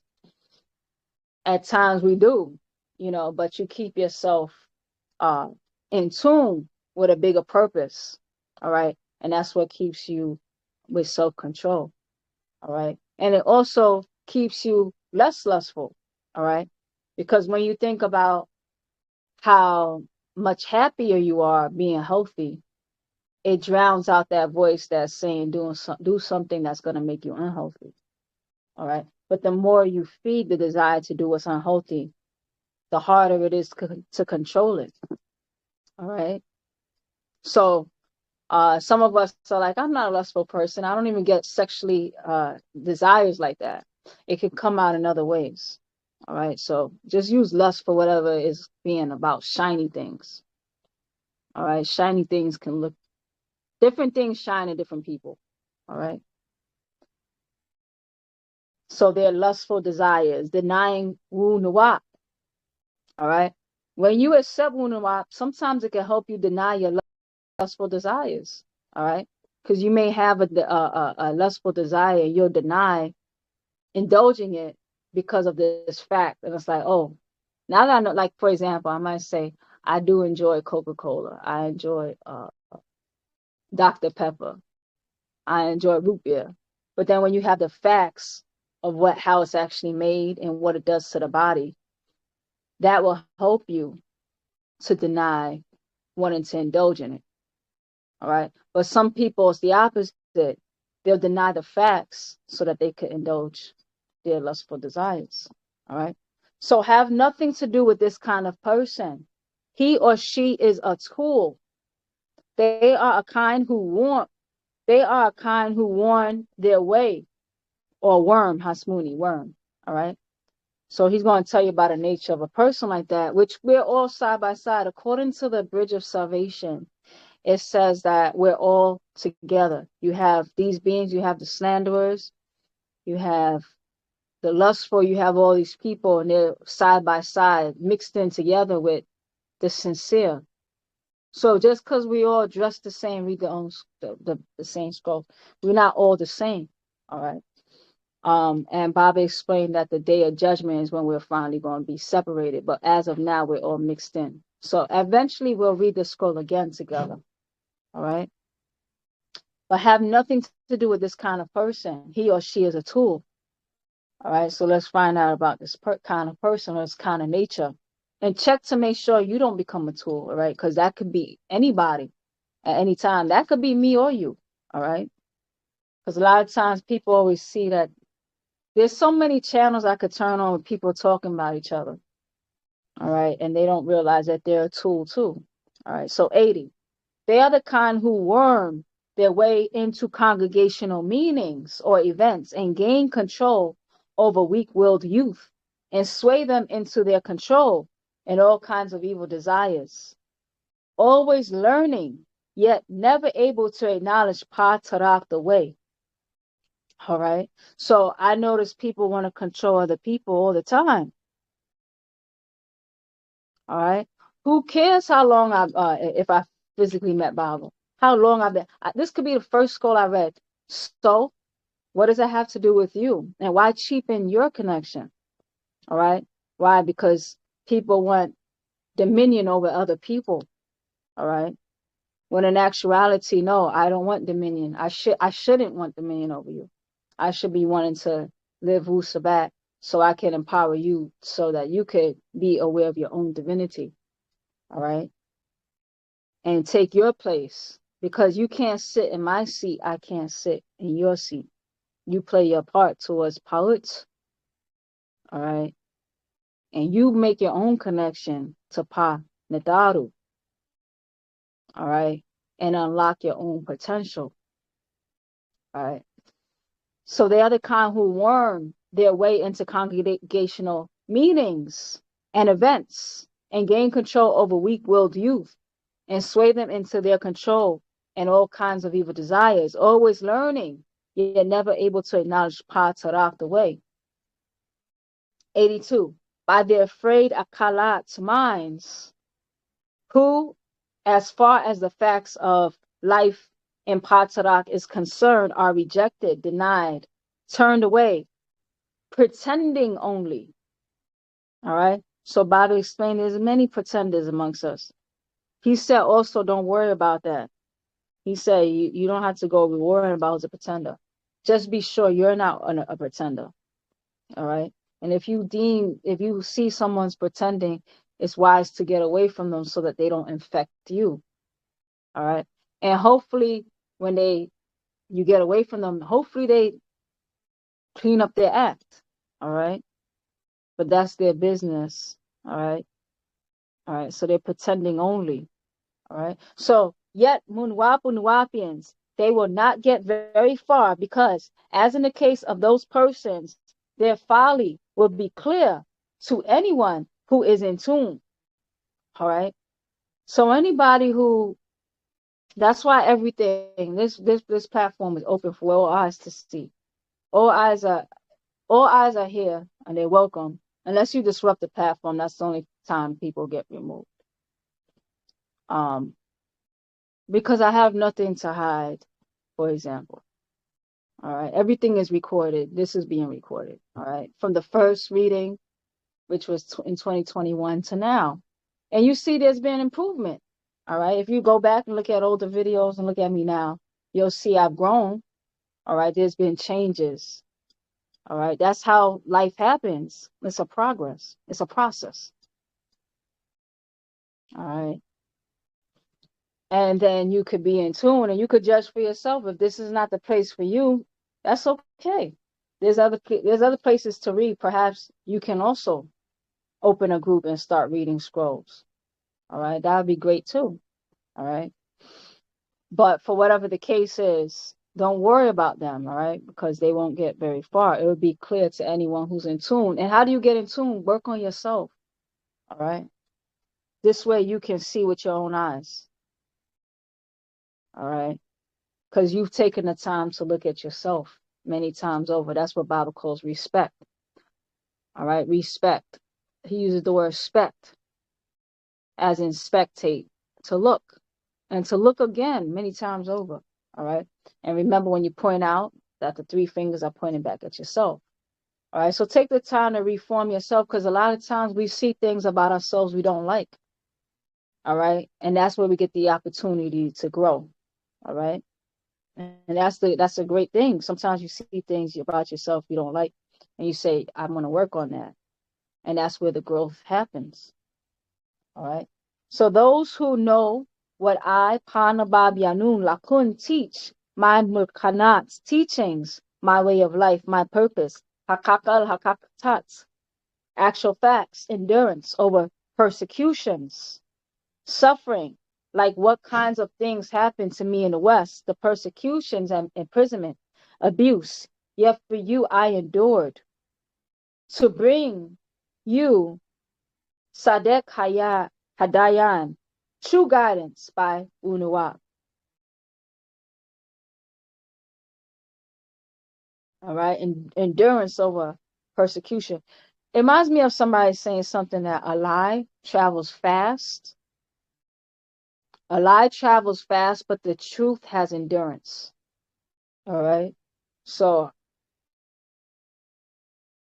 the truth stands in the end, no matter how many lies or lies, how fast moving lies, all right, and confusion.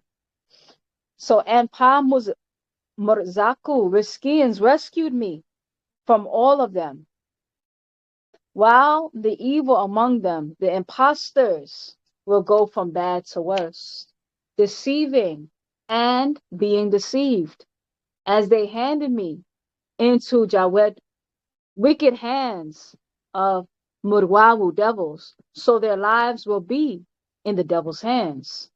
All right. So Baba says in other scrolls, such as the scheme, those who lie and those who deceive, a nation of our own. These are different scrolls that Baba has put out. That it was people amongst his own, and even the introductions in his old scrolls as well. All right, in the chapter books, in the big books. That Baba said that it was the wicked amongst us that delivered him into the hands of the Kakas Nadu, all right, because they wouldn't have been able to do it without some of us, all right, who's pretending to be amongst us. But it's all right, because Baba says that they delivered him to the wicked hands of devils, so their lives will be in the devil's hands themselves, all right. But what's the difference, though? What's the difference? Because you have two forms of suffering, right? So Baba was put into the devil's hands, they will be in the devil's hands. The difference is that because Baba is in tune with natural nature and he's doing what he's supposed to do, natural nature is there to rescue him. Because they're not, they're just at the mercy, and that's why when they cry out, their prayers go into nothingness. All right, they have no hope, no connection to their divine forces. And that's what Baba's warning us against, because we're all facing adverse forces. All right. We're all facing it in various degrees. Whether we're bad or good people, we're all facing adverse forces because we're all mixed in here together. But the whole goal is for you to have Panadaru on your side. All right. Because can you be redeemed from that? Are you redeemable? Or are you part of that confusion that's also going to be swept away? Because I remember Baba said it's not good that takes out bad. It was an update from years ago. He said it's negative that's used to take out negative. All right. So that's something to think about. And you making yourself sure that you're not caught in the noise. And there's a lot of beings that they have it in their mind they're not going to make it. So they're just going to make sure you don't. All right. So you stay connected. So they're 87. Their Yasaru families, their Karadu children, their health. They are now cursed for their deceptions and Khadabat's lies. All right. They don't want to stop their ways. All right. Because people are giving there's a grace period. That's why Baba says stop it, before it's too late. All right. But even so, they again, like it's like repent. And it's like, curse you, God. Repent. The flesh is coming off, they still saying, curse you, God. A lot of the times when we did things we knew we shouldn't have done, we got a consequence. And it's like, oh, wow, I got this consequence in my life. That tells me I should clean up my act. All right. But not everybody has that moment. Some keep going. All these negative things are happening, bad health. Their lives are falling apart. They're going to keep lying, all right, to themselves and the world.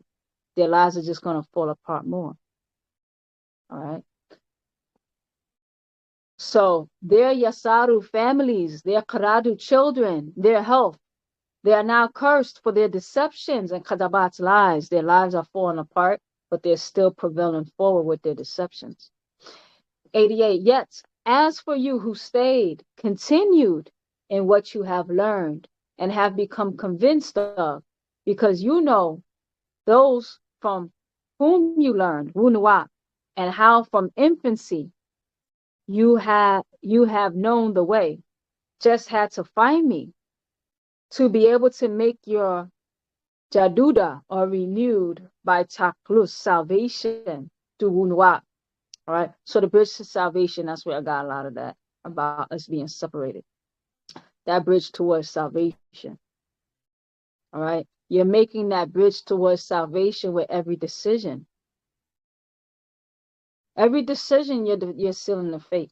So, for example, you may have not known something better. You didn't know better. You found out the fact. Now, did you try to hide the fact from yourself, or did you start applying that fact to your life? All right. Some things you tried to hide, all right, and then you had to face it eventually, and you faced it, and you started to heal. All right. So do your best to Wajub find and Yatul come to me. And as I came to Wajub find you, the true lost Shabbat tribe. All right.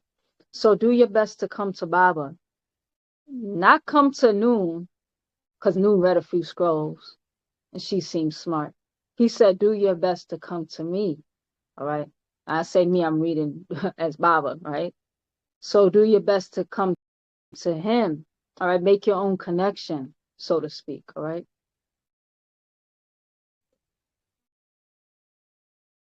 Because he did his best to come to you. They tried to separate him. Baba said that there's beings that he came here for. And a lot of times they don't know who he is, but he knows who they are. And these adverse forces have tried to come in the way of him touching certain beings. However, when it comes to vibration and tune, there's no separation through true love, so to speak. All right. So a true vibration. So they underestimated the power of these scrolls. All right. So now you realize when somebody says, have you physically met him? All right. Playing a game knowing that he's been locked up for 23 plus years. So you would have to at least spend, let's say, 5 years, 28 years old. Let's say you met him at 5, because at 4, you're probably not going to remember. So it wouldn't even matter. So 28. But you know what? We had to add at least 10 years to that. So let's make you 38 years old. So now, if you're 25 years old, they're saying you don't matter by playing that game with you. All right, you don't let people play that type of game. Hold time over your head. Hold a physical experience over your head. In reality, because you can't lie to yourself. And a lot of people aren't even connected to themselves. So you take the time, because Baba says, notice that doors inward in poets. And you, let me see if it's in this book. Yeah. It says this: behind this central door is the way to Yaanun's soul. All right. It doesn't say Yaanun's body. It says Yaanun's soul. And you say, Apta Paa Taraq la Rawuk em Yaanun. Apta Paa Babab la Yehu. Baba's taking you back towards that central door. Poets. Baba said that's where you find him. All right. And he says also, now, behind this central door is the way to Yaanun's soul. Repeat this when in need of him to hear and help you. If you look at the symbol from the letter Pa to the letter Ta, you will notice an inwardness. All right. And the only way you can get to that inwardness is through being authentic with yourself. All right. That's why in the Black Book, when people ask Baba, can you tell me about yourself? The whole book started by saying, well, before I could tell you anything about me, I have to first tell you about you. And it started with a whole journey of how people came to be and yourself. All right. So let's go back. So do your best to Wajub find and Yatur come to me. As I sit down to Wajub find you, the true lost Shabbat tribe. All right. So you don't have to kiss anyone's butt. Granted, I write Baba. All right. Granted. But if I disrespect you, you don't gotta kiss my butt. I'm like, oh, I'm gonna tell Baabaa that you mean to me, so you better kiss my butt so I can put a good word in for you. First off, that's not how it works. All right, because Baaba's not gonna be like, I trust Noon or whoever. I'm just using me as an example. So, whatever she says, because at the end of the day, what's going on between you and Baabaa, that's your personal connection. What I have, that's my personal connection. All right. And for you, it's up to you to make your own personal connection. Because even if I do say, oh, that's my brother, Baabaa could still say, I don't know him or her. I don't know him or her. And I'm not saying that it's not about knowing you, like, oh, I need to get a letter so you can know me. It's about that person is that soul connection. Because it's like, even when I wrote Baabaa the first time ever, and a few times I was talking to him, Baabaa told me he already knew me. All right. I didn't know him, but he already knew me. So what I'm saying is that a person can know Baabaa doesn't mean Baabaa knows them. And another person may think they don't know Baabaa, and Baabaa knows that person. All right. So don't get blinded or lost by the games that people play with the fire. All right. Because you're going back to the soul. And Baabaa knows his soul family. All right. So if you're working on your soul, that's how you know Baabaa. So anybody could just be like, oh, I know him. Like, you don't kiss anyone's butt or have them degrade you because they seem closer to Baabaa. All right. Some people are doing that. Some people, not everybody's doing that. I don't want to give that impression, but people are. All right. And it's time for those games to stop. All right. It's not right. That's abuse. 90. Not some who loved the devil's Tapa world, and have deserted me and left me to Mawut's die in prison and have gone. Be of those few who stayed with me at my first defense. Only a few came to my support, yet everyone else deserted me. May it not be held against them. All right. So people deserted Baabaa for different reasons. I wasn't there during his trial, but a lot of people didn't stand up for Baabaa, and he's making it clear. He's saying may it not be held against them, because he understands some people, they were scared or whatever the case is. All right. Yet Pa Mudar Wu Aye Muslafu, the overseers and my ancestors, stood by my side and gave me strength, so that through me, the teachings of Wunuwap will be fully proclaimed, and all the lost tribe will hear it and become independent, and I will be delivered from the devil's hands. All right. So the teachings are we're independent, and now we're delivered, because Baabaa also said that if enough of us want liberation, that's the word he used. If enough of us wanted liberation, we would be liberated immediately. All right. But a lot of us are just looking for a kinder master to replace a cruel one. And when I say master, I don't mean like somebody who mastered something, like Bob was a master teacher. I'm talking about somebody to have dominion over them. All right. And Baabaa says over and over and over, he has no successor. He said after him, there is no successor. All right. Because the people, they have been open to their own divinity by then. All right. And we're working together. All right. Not with this person like, oh, I'm above you because I knew Baabaa longer or whatever the case is. No, it's like you play your part, I play my part. We are all in our divine place. All right. That shows you a liberated person. All right. And in tune with my place and time. All right. Because Baabaa explained in the pickup that one person can't sit in another person's seat. And that person, you got to be your right size. So that seat is calibrated specifically for you. When you say seat, that specific job. that seat is calibrated specifically for you. So when the pickup comes, a lot of us wasn't ready. And so if you're not ready, it's not like somebody else sits in your seat because they have their own seat to sit in. All right. So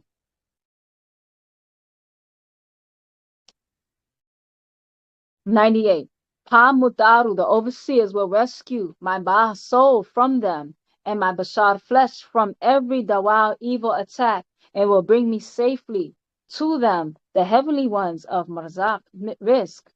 To them be glory forever and ever. This is the Sadiq Haday-aan at true guidance, and will Haday guide you to Paa Taraq, the way. All right. What is the way? We've all been distorted doing things our own way. We all have different flavors of various spells on us. All right. So we have so much that Baabaa is sorting. And that's why Baabaa says that there's the way. That's why it's called the way. Not his way, her way, your way, my way. It's called the way. And you're putting everything back in its order. All right. And, granted, it's a little bit, it could be a little difficult. I'm not saying it's easy. All right. So it's not just reading a book and you're just so smart, It's about becoming the book. You become it. All right. That's why you say it's a living and breathing doctrine. It's alive. Because the reality is that the confirmations is not in another book. Like, how you know that's true? Let me show you in this other book. That's not a confirmation. Our confirmations is out in life, in nature. All right. And if you're truly of nature, the confirmation should be evident in you. All right. So that's why you say our doctrine is alive. All right. Some of you, after 400 years of bondage from 1600 AD, will now truly be free as retained sovereign, free governing nation, the United Nuwapian Nation of Yamasee, Muskogee, Creek, Seminole, Shoshone, and Washita, free. Finally, free to govern self as the once lost but found Shabbat tribe of indigenous people. My own bloodline as Chief Black Thunderbird Eagle, from Old York to Ben York to myself, Malachi Z.K. York, your chief and seated president as of June 26, 1992 AD. All right. So a little thing about the Washita Nation. They get their claims as the first original indigenous tribe, yet they still claim their way through Africa. All right. They still mention Africa as the oldest, all right, as descendants of Africans. All right. So a lot of people deny their African ancestry and say, I'm not African, I'm Native American. All right. Not if you're rolling with Baaba's tribe. Now there are tribes that they may not go back because you have different tribes. All right. But we're talking about the oldest one. All right. So you have some that go back to Asia. All right. And that's why Baabaa said, I'm African.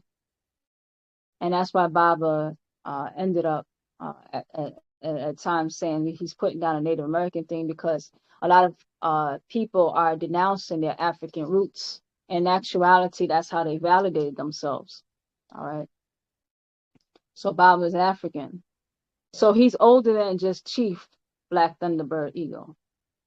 All right. But he's talking to us now in the here and now, because a lot of us are here now. So he's reaching us. I'm talking about us in the West. All right. Because I know we have some African brothers and sisters who's studying with us. And then also we have a lot of us, we ended up here. All right. So we're the lost tribe being pulled back into the family. All right. So you have declared your independence, your divine right as a people of this Makab Taha planet Earth. You are finally free. Now stand up and take your rights. I have guided you to freedom. The Mutraru, Aborigines, natives from both Africa and originally Amaria, America. All the American Indian tribes come from you, and the Mugalu Asians who sailed to these shores from China, Korea, and Japan, who sailed eastward, and here came upon you. Also, Africa Africans sailed westward from Africa and also mixed with you before the slave trade. All right. So when we're talking about before the continental drift and after the continental drift, because originally the Washita, they said they got here from walking over before the land broke up apart.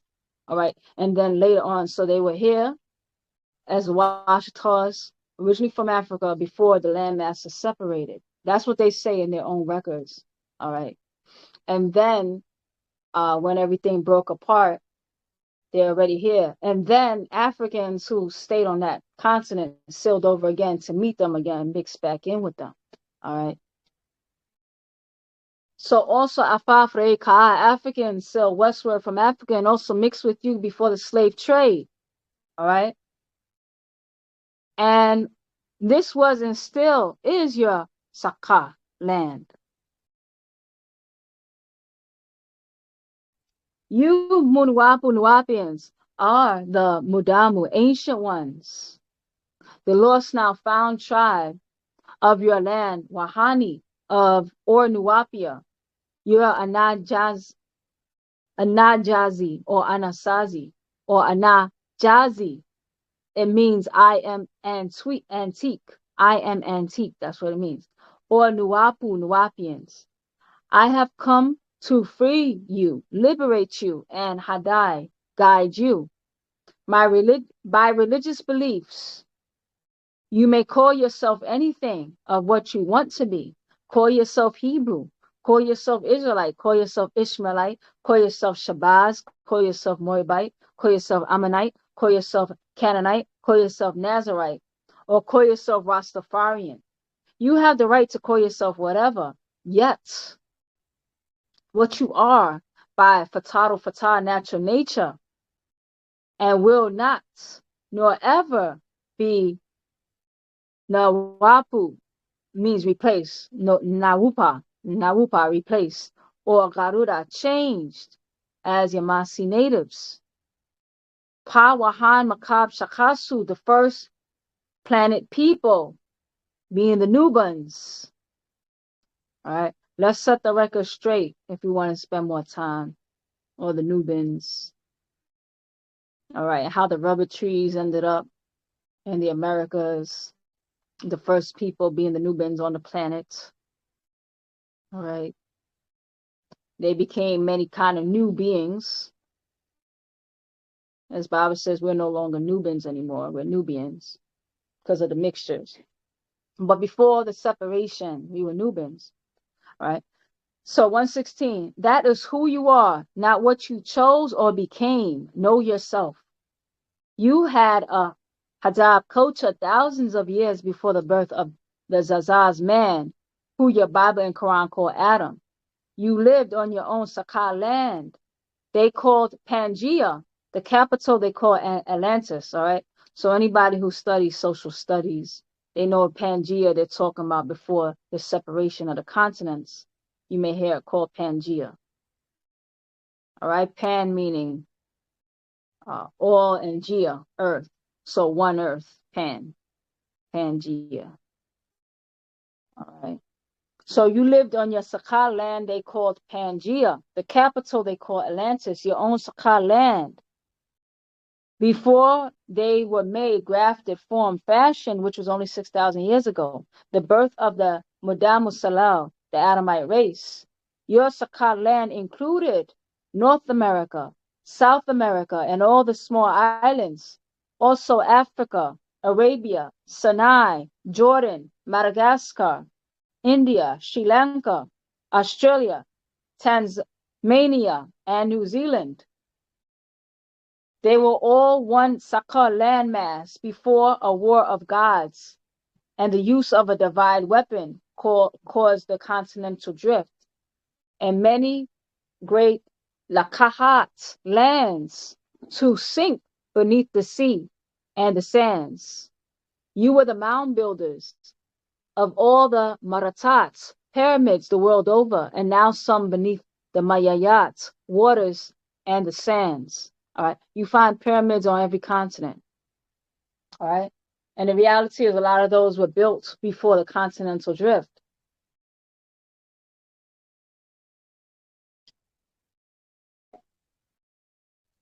All right. 124. You now have a form of amnesia cast upon you by beings from beyond these close stars. Hajj, Shalil, Nawam, a spell of sleep. 125. A spell that only the right tones can lift. I am here to return your keys, which are A flat, A major, and A sharp. All right. So A flat, that's the masculine body. A major, that's the child. A sharp, that's the feminine body. All right. It all has to be restored. And A major is the child. And that's where the healing really happens. All right. Not masculine, not feminine, but all one. All right. Of your katat body. All right. So that's the keys of your body. And then F flat, F major, F sharp of this macabre planets. All right. So not our tone wavelength day. Tones, DNA molecules. All right. It breaks down F a lot in that book. It talks about Earth and Earth being mostly feminine. That's why there's more sharps than flats. All right. And then you have in this which links you. So the planet Earth itself has its own vibration. So Earth vibrates on F in general. All right. Which links you to C flat, C major, and C sharp of this Wahoo Makwan, the universe or cosmos, Yasayim Afak, divine harmony. All right. So a lot of us, we want to jump right into harmony. And another scroll Bible says, though, that you can't do harmony without first doing unity first. All right.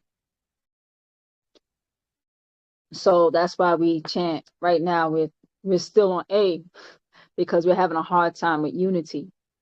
All right. So we go on A for unity because you can chant in unison and then you can chant in harmony.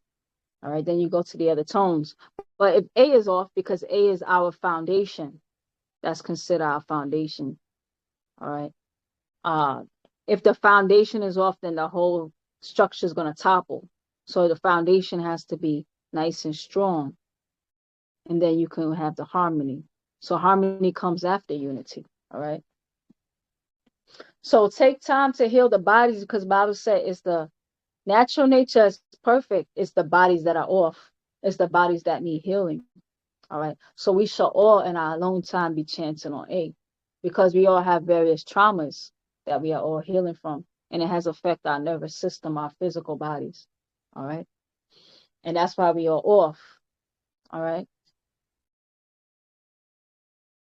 So you now have the tone needed to Ganoi sing the Jadid Ganai new song and realign this one Wahoo Makwan universe to Khalil Makwan omniverse and break the spell of amnesia sleep. All right. So when we do unity, we're healing. When we go into what is that word? Use harmony. When we go into harmony, now we start open gateways. When we start open gateways, we start opening the boundless, all that information, what Baabaa taps into. Right? We're tapping into the same thing. All right. But we got to get past that trauma and those, what do you call that? And you lock somebody. Quarantines. All right. How we quarantined ourselves. That's why we have to be cleaning ourselves up. So now you see that A can be used to help clean your body up. All right. Because A is a healing tone. All right. If you can get the right tone of A, they also use A also as a weapon. They can use it if they change the frequency slightly. All right. But when you go on the right tune, just the right tune, you start to heal yourself. All right. So that's why you can have a nice head start if you chant the tone, the chant the chants on A, and that'd be very good for you for your various directions. So now when you come together with other people, all right, you've already dealt with your anxieties, so to speak. So wake up the divine sun heat, yakasat genes inside you. This is Paa Haday-aan, the guidance. This is not about which Hadab culture or Za'am religion you became after your physical birth. It's about your Ka spirit and Ba soul before it was born. All right. It is about your Ba and your Ka was before birth. Fataro Fatah, natural nature, the Hakek, real, Sayem Mukwan, divine being, before Mumam Mukman, human being. All right. The divine being before human being, Kabula accepted what was Wajuba found after birth here.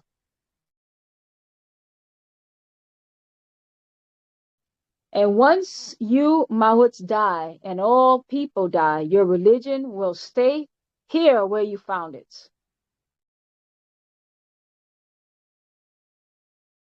All right. So now you can already think, if you say, okay, I'm born in India, that makes me Indian. That's an afterbirth thing. All right. I was born in America, that makes me American. I was born in Nigeria, that makes me Nigerian. All right. It's about that divine. All right. Who you are, not what you became. All right. So once you Mawuts die and all people die, your religion will stay here where you found it. No one has ever returned from the Mawats dead to say Maza'am religion was the right one. All right. No one returned to say, oh, that was the right one. All right. Baba also interchangeably uses the word religion and opinion. You'll see Baba use religion sometimes interchangeably with opinion. All right. So my opinion was the right one, or my religion. All right.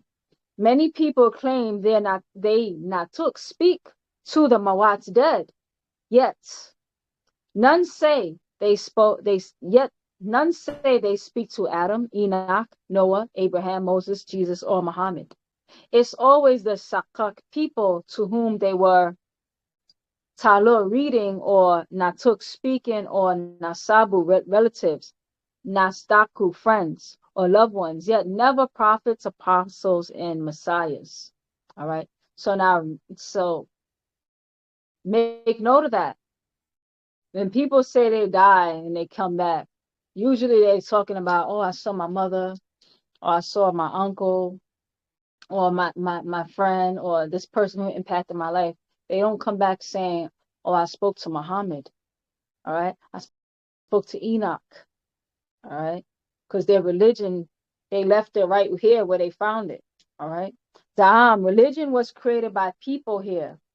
A one man's claim of an angel came to me while I was alone and gave me these matatats words for you all. 137. They have others write the words and call them Kadesh Safahat's books, holy books. All right. They call them holy books about God who will hurt you if you don't only worship him. That is their religion. Haya, life, Mawat's death, and after. 139. All made up by men. None that can be Tabuta, confirmed. Only I could believe. Hope, Saduk, trust. Takak, faith. And you must, Gahul, ignore all factual findings that Tabuts prove their belief not true. All right. For us, it's supposed to be the opposite. All right. As you know better, I never claimed that I knew everything. Some things I might not do right. All right. But based on what I know, all right, I'm supposed to be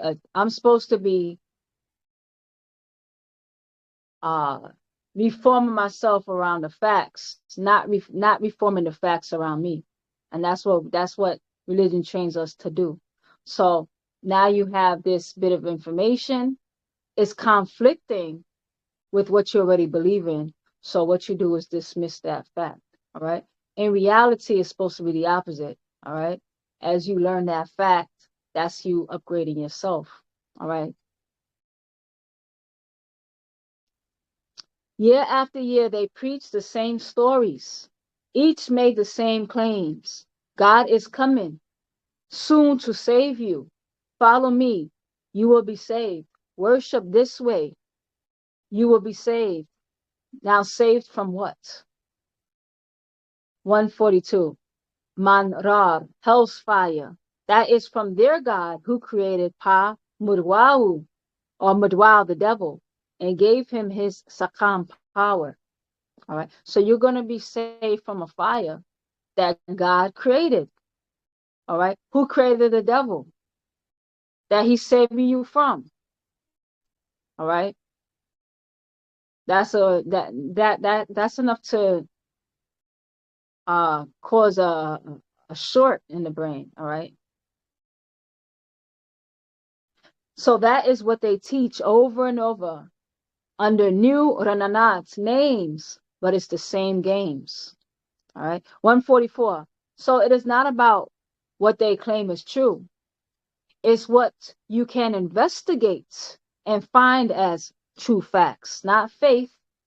And facts are Qadar, fate. All right. So doesn't Baabaa say, he doesn't say, I said it, so it's good. I never saw Baabaa wrote that.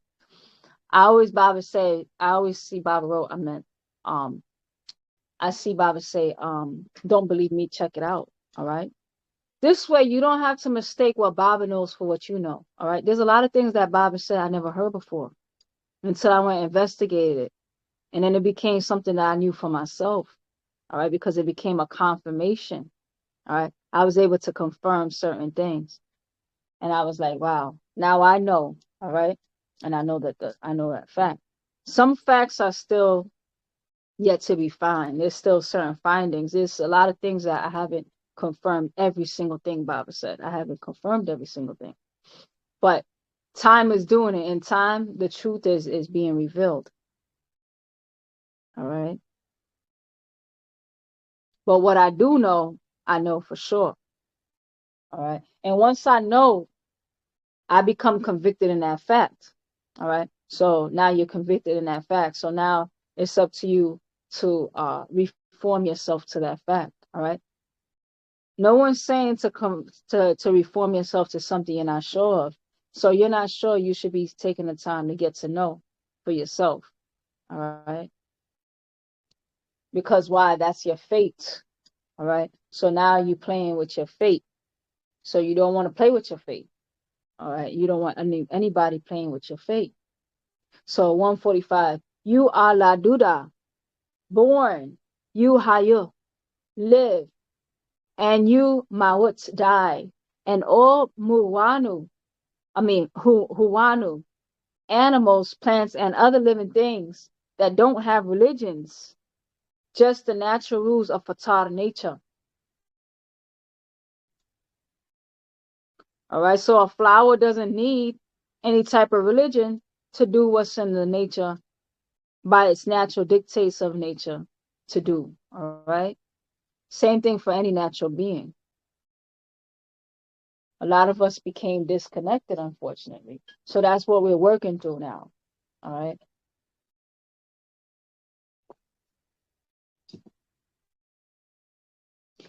(146) When you read their holy books with a clear, akal mind, not by blind dakak faith, you will see the man they call Abraham made a covenant between his God and his own seed, not Asians, not Indians, not Aborigines, not Africans, not Native Americans, his own people. All right. Takwam, nation of Hebrews, and a man they call Moses also said to the Africans in ancient Makmat, Egypt, let my people go. His own people, not Mungalu, that's Asians, or Mudradu, that's Indians, Mutralu, Aborigines, Afafreka, Africans, Native Americans, his own people, nation of Israelites. And his real book was Deuteronomy. These are the words, not all others. The demigod man, they called Jesus the Christ, also said, I came to my own people. I did not come but for the lost tribe of Israel, not Mugalu Asians or Mudraru Indians or Mutraru Aborigines or Afafre-Kau Africans, Native Americans. His own Shabbat tribe of Levites and Judahites. And his real book was Revelations. Revelation means uncovering, not all the others. 151. The man they call Muhammad, in his book, the Quran, says he came to his own nation of people. And it also says for the protection, security for the Quraysh tribe, their own Tasion protection, not Asians, not Indians, not Aborigines, not Africans, not Native Americans. His own nation, that's the Morabu, the Arab people. And his real book was Bakar, or bovine, not all the others. 152. It is clear, if you will only read with an open mind, and really clear, if and when you can read the original Lahajat languages of these Lahajat languages, be it Aramaic, Hebrew, Arabic, Greek, and Latin, or others they claim. Those Safahat books were not for you. Their God will not Sayun protect you. Their Hadab culture is not your own.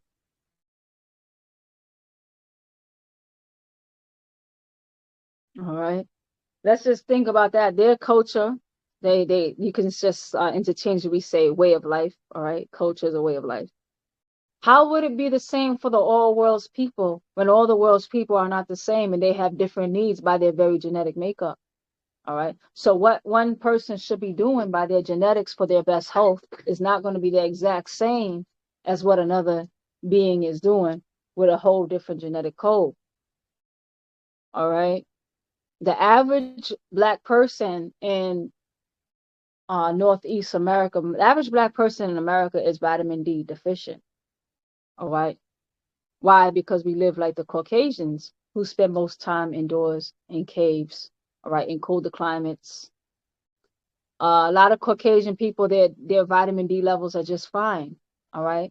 But the average, if you go as a Black person in America, more than likely, if you're not going out your way, all right, to not be vitamin D deficient, and you ask them to take your blood test, it's most likely going to come out vitamin D deficient. Which vitamin D is it's not just a vitamin. Vitamin D, they say, actually is more of a hormone. So that hormone level would be off because that vitamin that your own body produces, it's not something that the sun actually gives you. The sun gives you radiation and your body responds to the sun. And vitamin D is one of the responses. So your body creates it within itself as a response to the radiation, as well as other things. All right, like the same thing, your body doesn't give you, the sun doesn't give you melanin, although you get darker, you get more melanin.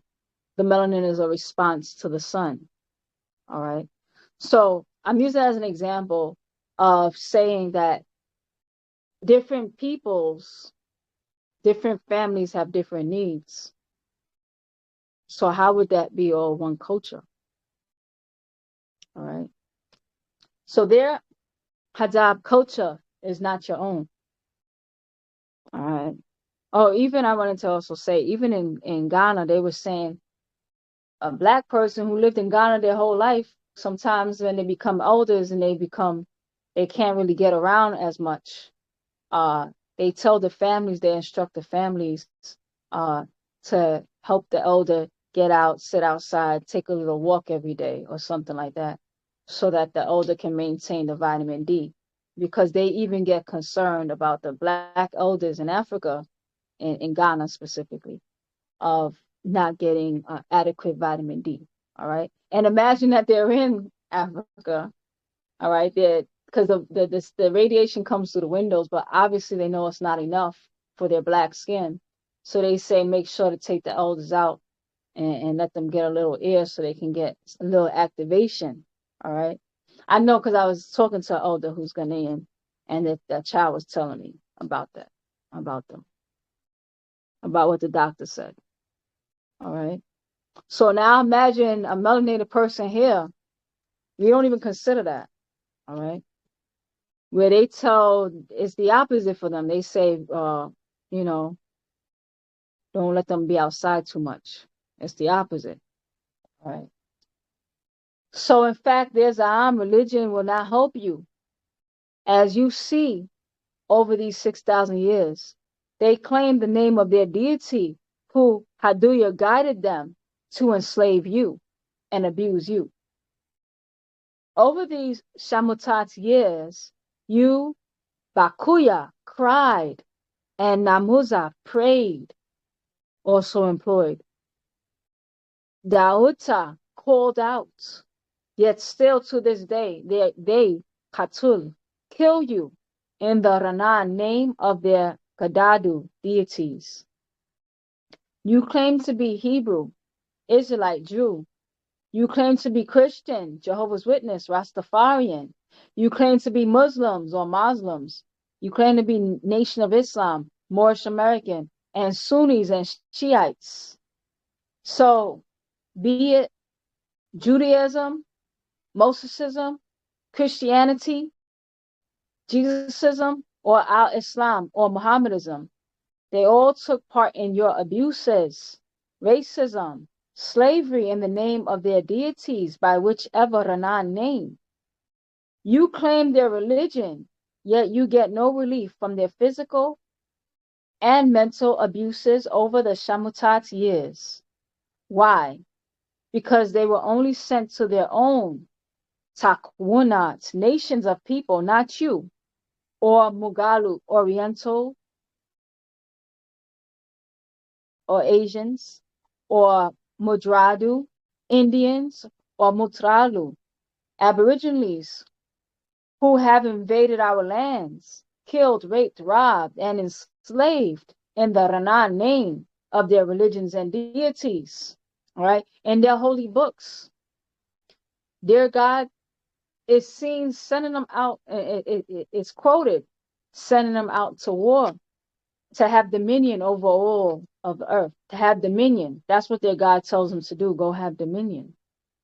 I created you to have dominion over all others. All right. What else did their God say? Their God said that you are my chosen people, so go fight on my behalf. All right. And I have promised lands. All right. How can you have promised lands that other people are already inhabiting? All right.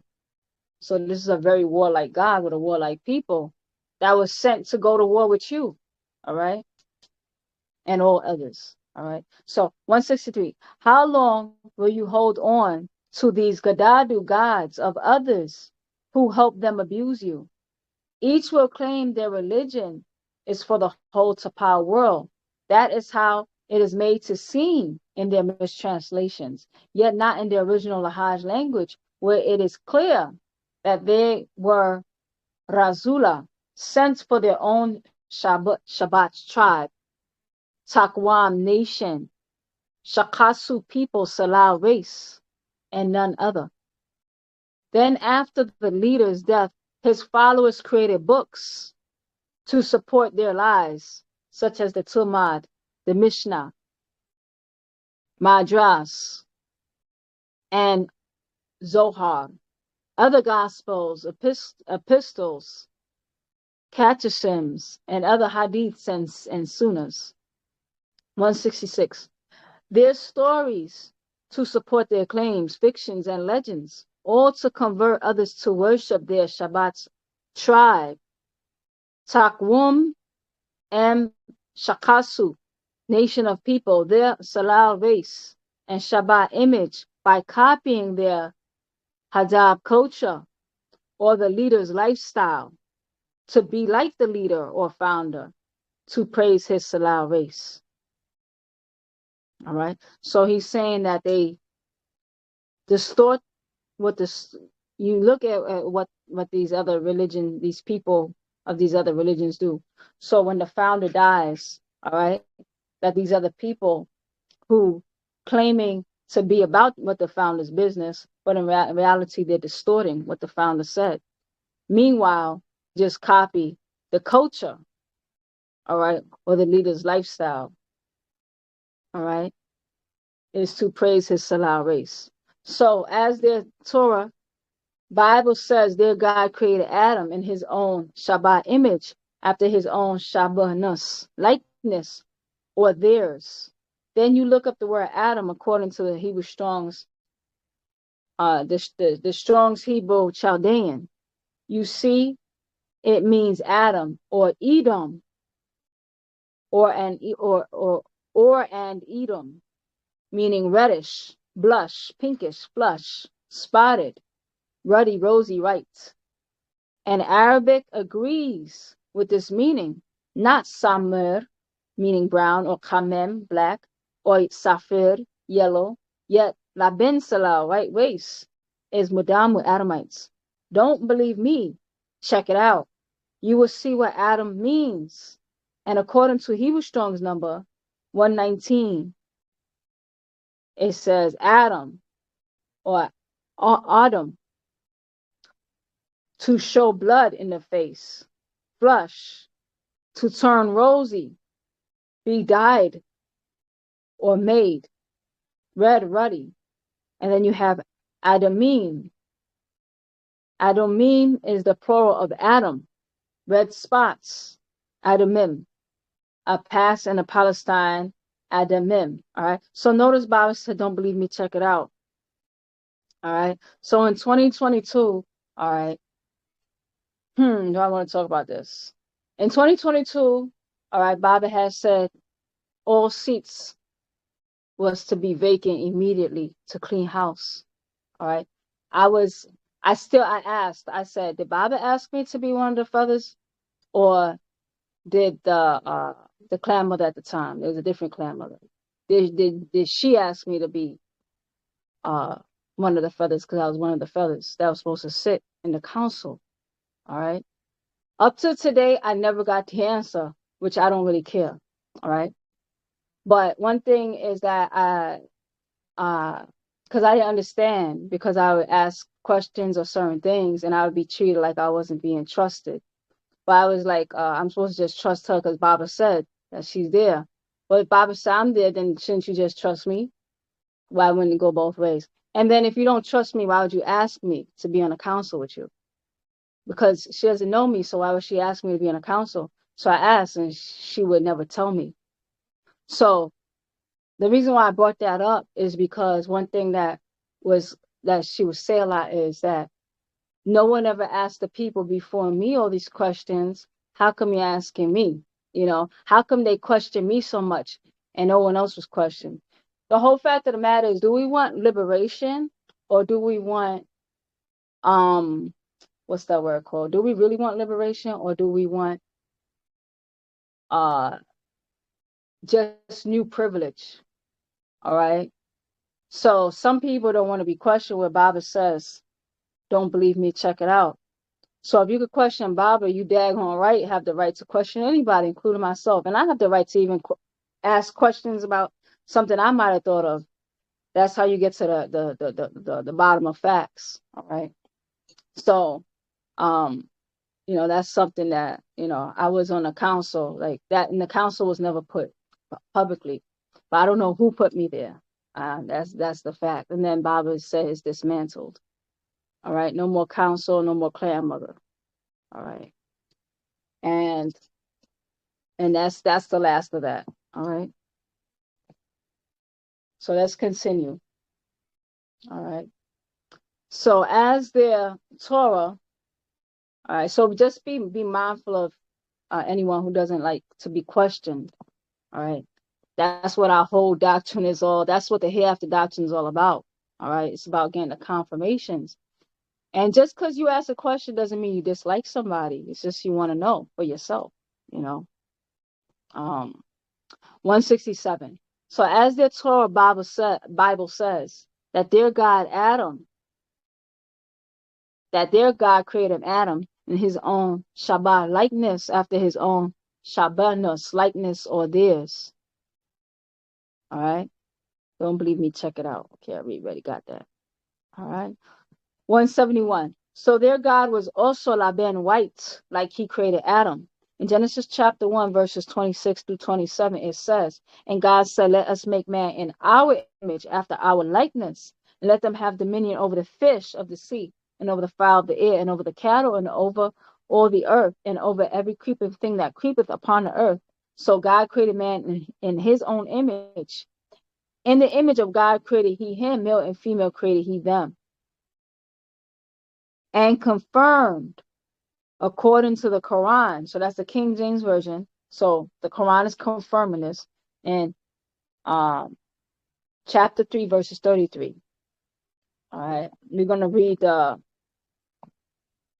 translated version by Yusuf Ali, which was translated in 1934. We're also going to read the one translated by Asaid Isa Al-Hadi Ahmadi in 1970. That's Baabaa. All right, so let's read Baabaa's first. Surely the Arabs God Allah selected, chose Adam and Noah and descendants, families of Abraham and descendants, families of Abram, over the knowing ones. And the other version says, Allah chose Adam and Noah, the family of Abraham, and the family of Abram over all people. All right. So it's letting you know that you have one people being selected over another person. All right. Or another people, not the entire planet being selected. All right. So it's a specific group, specific race, a specific tribe. All right. Chosen people. All right.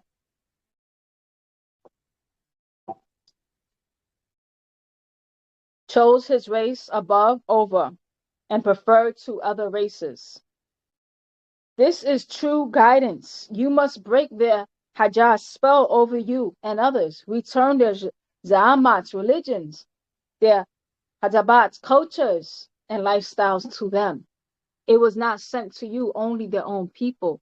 And therefore, by way of Wunuwap and Nuwapik, we Munuwapu Nuwapians see the hakakat, actual facts, the sawab truth of their katabat lies.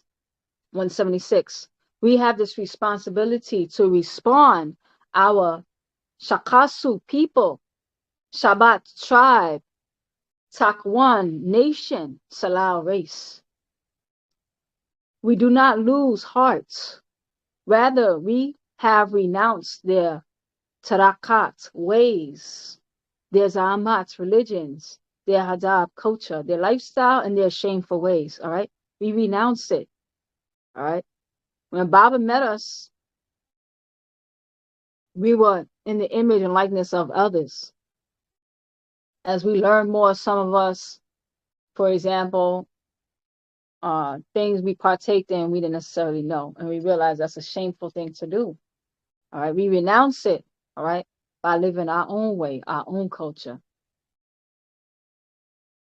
All right, renouncing means to give it back.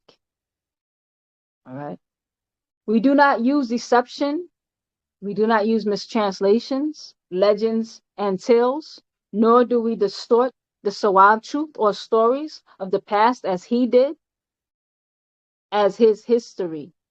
On the contrary, by bringing forth the truth since 1963 AD as Wunuwap, the power of Nupu, plainly we command ourselves to every one's conscience in the watchful eyes of our Muslafu ancestors, Pa Muntaru, the overseers. All right, so we command to the consciousness in the watchful eyes of our own ancestors by the very forces of natural nature. All right. And even our hakakat, actual facts, seem veiled, and in fact are veiled to those who are under the Haday spell, and as such are perishing, along with the kakasnadu, the Caucasoids, in whose image they live. All right. So sometimes the spell, you have something called cognitive dissonance. Cognitive dissonance is when you're presented a fact and it's presented clearly before you and you have a hard time seeing it. All right. You can't see it. All right. So Bible says some beings, they're just too far gone. They're too far gone. So it seems that even the actual facts have been veiled, and they are veiled, all right, to those who are under the spell. All right. So the fact of the matter is that the spell it has multiple dimensions. The Bible said that a lot of people said that they awoke. I'm up. He said that's not the way waking up works, all right? Because you have layers of being asleep. So, for example, when you wake up, let's say you woke up at 7 o'clock in the morning, your full alertness is not at 7 o'clock. All right, you have different layers of being alert. So, for example, you have your fastest reaction time, you have your fastest this, you have your cognitive, you know, and there's times where you're technically awake, but certain parts of you are still sleeping. So that's the power of taking the time to explain away the facts. So sometimes something is in front of you, you shouldn't just accept it. I mean, it might be the facts, but you can't see it. Don't just accept it. Take the time and dispel it. Ask yourself about it. Look at it many times over. All right, because a lot of us we act like we accept things, and we're not really accepting it. We're just doing it because we don't want to stand out, and we're afraid of being judged. So we just go along with the crowd. All right, that's not really accepting a fact, because some things we still have questions about, and we just act like we accept it. All right, so you don't have to pretend either, because you don't want to be like a pretender as well. But a lot of times you may have to work through certain things, and if you're questioning to really know, all right, because sometimes the facts could be like, for example, what did I have a hard time with, and the questions was actually helpful. All right, so let's just say extraterrestrial. All right, it was like, okay, that sounds good, but how do I really know that? Which is actually a good question, because now we're seeing that many of these extraterrestrials that people accepted, they didn't really know, because the moment that changed, like, oh, okay, I guess he's bad now. So realize the difference between when you know something and when you just believe something. But I was having a hard time. I was just having a hard time with putting certain things in its place. So I just didn't pay attention to that.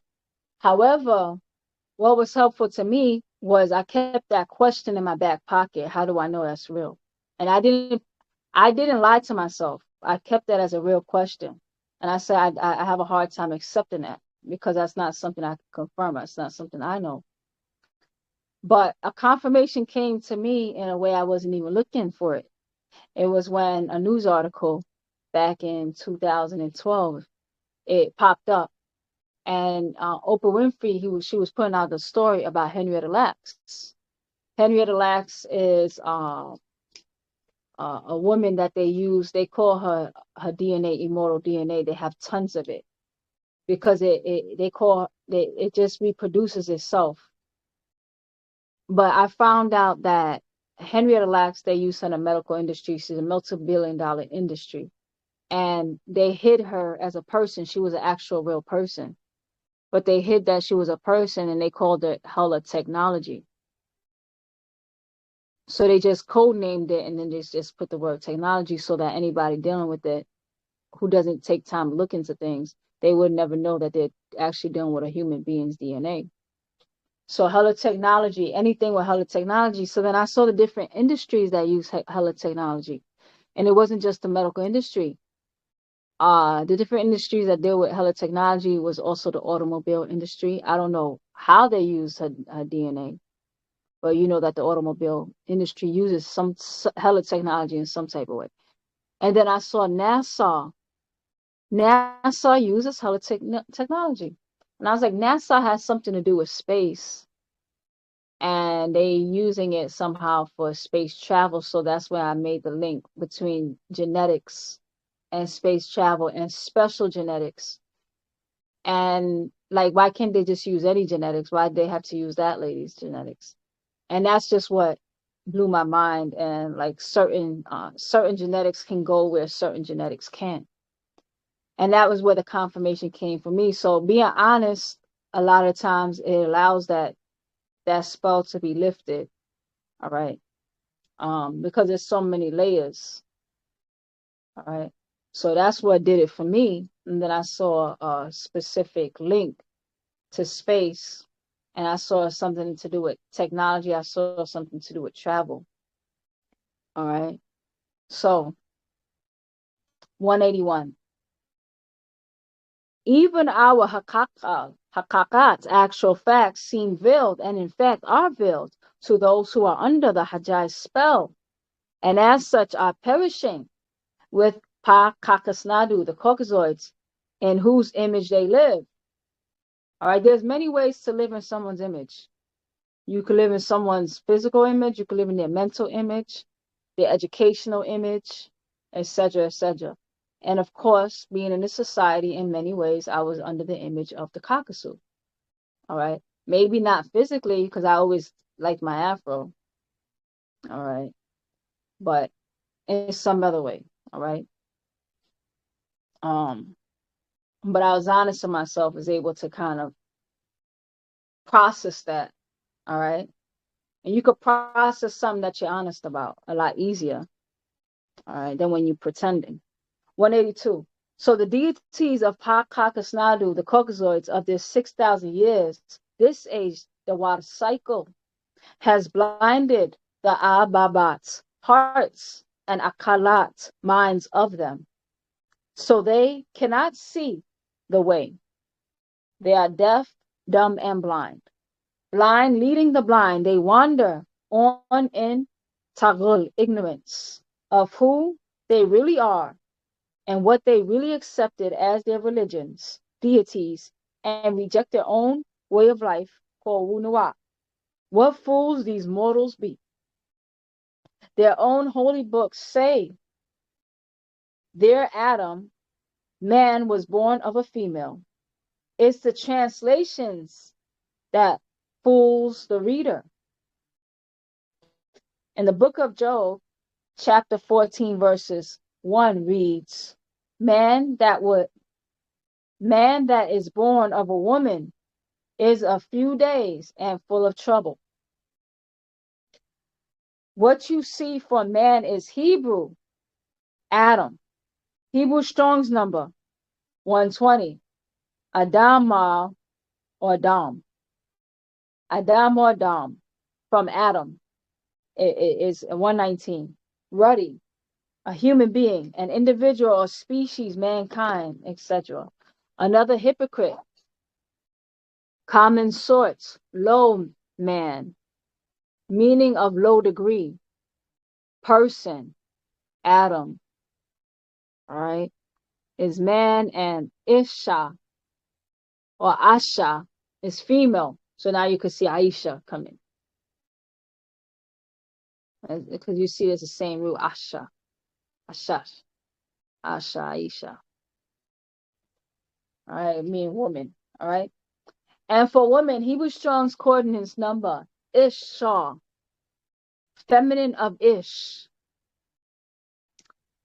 They know this, yet have mistranslated it to mislead you. All right. So they did that on purpose. Same way, I'm going to talk about this misleading. All right. I've seen I've seen people do that with Baaba's information. Because you could do that with anything. All right. take a little clip and you put the message out in a way that's very misleading or incomplete message, or with context. So somebody asks, well, why are you sharing that now? And when was it said? Why was it said? And what exactly was going on? Because now you could put it into context. All right. Because a lot of times you could say something, but in a little clip, it could be very misleading. All right. So Baabaa said in other scrolls that people did that with the other religions, and people will do with our information as well. All right. Baabaa says that in the Bridge of Salvation, which is the reason why we take time. Again, we take time to sit down and read the scrolls word for word, because I've seen so many people inside and outside the organization playing with Baabaa's information. All right. For whatever reason they do it. All right. There's all kind of people that do it. All right. And people play with all kinds of information. All right. It's not unique to what Baabaa says. All right. And it's not unique to the Bible. It's not unique to the Quran. All right. So they know this, and they have mistranslated it to mislead you. And this same thing is used many times in both the wide sense of Enosh, all right, 582, adulterer, each, every female, X, many, none, one, together, wife, female, Isha. So in actual fact, the verse Adam, that is born of a female, not created, shaped, form, fashion, from mud, clay, dust, loam, yet of a woman. He had a katata, physical mother, just as all other mortal zazazu men. All right. So the reality is, when you're and going to spend time and looking again with the cap taken off of our heads and our minds and our eyes, and then also spending time in museums, like science museums. I did spend a lot of time in 2 years ago. I spent a whole year going to the science museum. And the reality is that when they're actually creating, well, scientists cannot find a way to just create poof out of nothing. So they always take a form of life, and then they'll upgrade it to another form of life. All right. But they always start with the female. All right. Not the male. All right. They start with the female. All right. So in reality is that's why you see in the other scrolls, they explain that when these beings came, they took creatures that were already here. And according to their story, they had to use Ninti's DNA. All right. That's why they call it the mother of living, or living.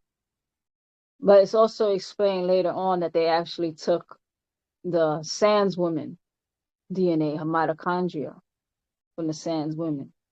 All right. So the reality is that they always start with the female, and then they bring the male and female forth. All right. They don't just start shaping a male and then bring life through that. All right. It's not possible. All right. Because even to do anything with the male, they had to first do something to the mother first. All right. So they always has to affect the female before they can do anything to the rest of the species.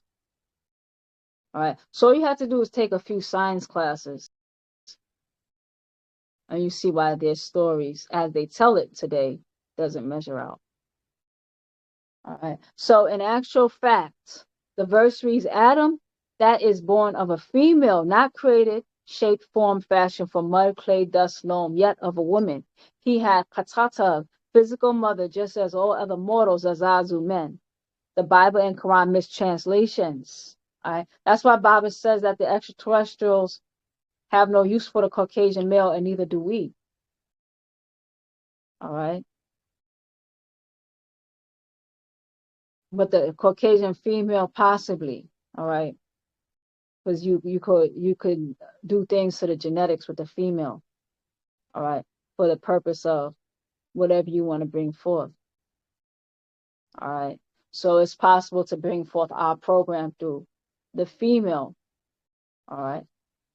Same way that any type of group can bring process through the female. So if you look up Dali, You look up anything that they do in genetic modification, they always need the female of the animal. All right. That's why you had the first cloned animal was Dolly, female sheep. All right. So you see in the Bible, Adam was made in the image and likeness of Elohim. Hebrew Strong's number 430. It is let's see. Alim. Hebrew Strong's number Alim. All right. So you read from right to left. I'm just reading that word. Alim. Right. Genesis chapter 1, verses 26. And God, or 430, all right, Hebrew Strong's number, Elohim. Baabaa inserted it according to the original way it was written before the translation. And God, or Elohim, said, let us make man in our image after our likeness, and let them have dominion over the fish of the sea, and over the fowl of the air, and over the cattle, and over all the earth, and over every creeping thing that creepeth upon the earth. In Genesis chapter 1, verses 27, so God, Elohim, created man in his own image. In the image of God created he him, male and female created he them. According to the strong coordinates, Hebrew, the strong coordinates Hebrew number 430 for Elohim, or Elohim with the H-I-Y-M, Elohim. Elohim, plural for Allah, Eloah. All right, Elohim is plural for Eloah. 433. Gods in the ordinary sense, but specifically used in the plural sense. Thus, especially with the article, the supreme God occasionally applied by way of deference to magistrates and sometimes to superlative angels exceeding God or gods or godly or godlessly, very great, judge, mighty, God or gods. And then you read in Genesis chapter 6 verses 2 that the sons of Elohim saw the daughters of men, that they were fair, and they took them wives, all of which they chose. All right. So now Baabaa is putting certain things into context and how people play with when they distort information because they mislead you. Sometimes a person could tell you the truth and a lie at the same time. All right. So Baabaa's giving an example of how they do it because he was saying how it's very important, especially in that context. All right. But how they leave it very vague because they know that it would lead the mind a certain place. So you want to mislead a person. All right. And that's what I've noticed a lot of people doing with information in general. All right. I'm not just talking about in the tribe. In the tribe, it happens. All right. Outside the tribe, it happens. In life, it happens. All right. Now you know how not to be a victim of it. Baaba's showing. You get specific. All right. What do you mean by that? All right. Etc. All right. Those type of questions. Exactly how far? How wide? When? Where? All right. Who? All right. So that we're in 197. That this God or gods called Elohim had sons, or Bani Ha Elohim, children, sons of Elohim, sons of God. So the Elohim had wives to birth sons, and these sons had Janus, sex, with Zazas, Tatu, women. All right. So it's a whole thing of what's that word called?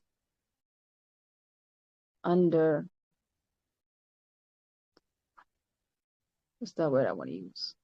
I'm going to just use the word undermine. That's not the word I want to use, though. But when you are undermining the importance of something in the Bible, in the Quran, they really undermined the role of women. All right. The role of women to bring forth life, how life is created, the process by which, in general, just the roles of women in general. All right. by these male gods. And it would make so much sense because the ultimate expression of racism is actually sexism. All right. Because when you talk about race, when you say race, you're dealing with a specific group and faction. All right. So you have a specific race. So it's a specific people. Sex controls how that race comes about. So if you can control the sex, then you can control the race. All right. So the reality is that they wanted dominion. All right. The ultimate way to have dominion would be sexism. All right. Because you have these extraterrestrial males coming to take over. All right. And have dominion pretty much to colonize. All right. Sex was a tool, even with these extraterrestrials. All right.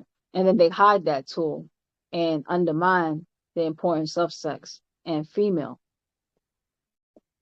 All right. So very misleading. Right. Genesis chapter 6, verses 2-4. And the sons of God saw the daughters of men, that they were fair, and they took them wives, all of which they chose. And the Lord said, my spirit shall not always strive with man, for that he is also flesh. Yet his days shall be 120 years.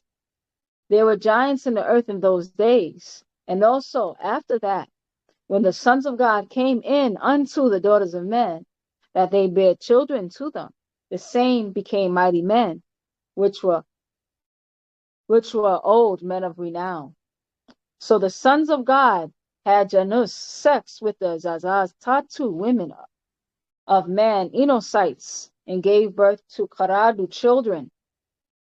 So the Elohim had wives, and Laduda birthed sons, who took wives and birthed Karadu children. And if Adam was in their image and like them, he also took a wife to birth children. So in fact, he had a Mudad father and Mudatzat mother who birthed him. That is Fataru, natural rules of Fataru Fatah, natural nature. All right. So now when somebody's trying to kind of go around that again, all right, because they want to have the sacred, what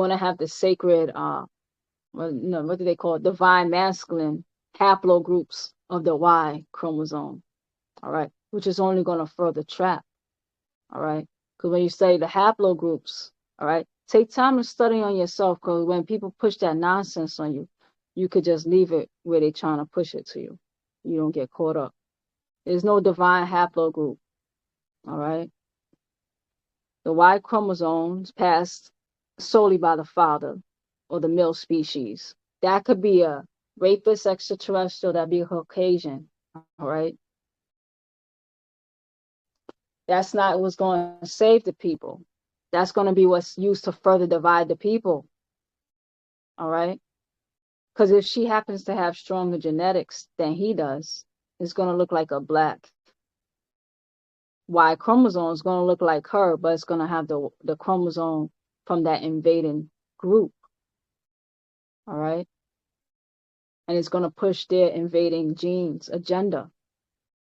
Whereas the universal agenda that connects everyone is not the Y. The Y is used to divide and conquer. The X is used to bring it back together. All right. And that's why the women can be pulled back into the same family. All right. Through her mitochondria that will end up being one woman. The haplogroups will never be one man. They'll always be divided with their own agendas and their own. And that's considered alien anyway, because the male looks like this for a reason. Because he's always off to somewhere. He's journeying somewhere looking for a home. That's the way that the male genetics are designed to be. The female is put like this for a reason. because she's your 0 time reference. That's the female symbol. You just move that symbol up. And this means this turns into this. All right, that becomes your 0 reference point. And now when you're dealing with a sacred circle, no matter what point you are on any part of the circle, no matter what point you are in any part of the circle, we'll read about that in the circle. I forgot the name of that scroll. This one with all the circles. Other circle of existence, that's the name of it. No matter where you are on the circle, once you get to that point, it takes you right back to this point. So once you get to any circle, you have a means to get back to the original circle. You are not necessarily going to get to the same Y. All right. So any divine Y chromosome, you can be carrying the chromosome of a rapist. All right. So that is the doctrine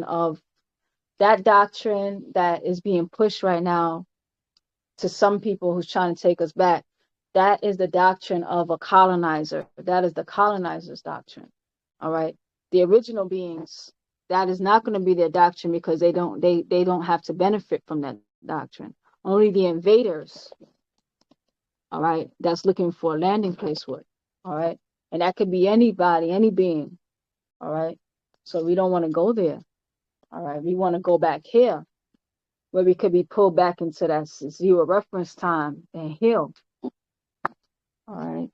So be mindful of these. I'm not going to call a person a demon because that's a little harsh and that's not for me to say. But I will call that a demonic doctrine. All right. I happen to have studied that because I came across when I was studying how the genetics are passed. All right. So, in fact, he had a Mudad father and a Mudatat mother who birthed him. And that is fatal, natural, the rules of natural nature. All right. So I think that's a great place for us to pause. We're going to take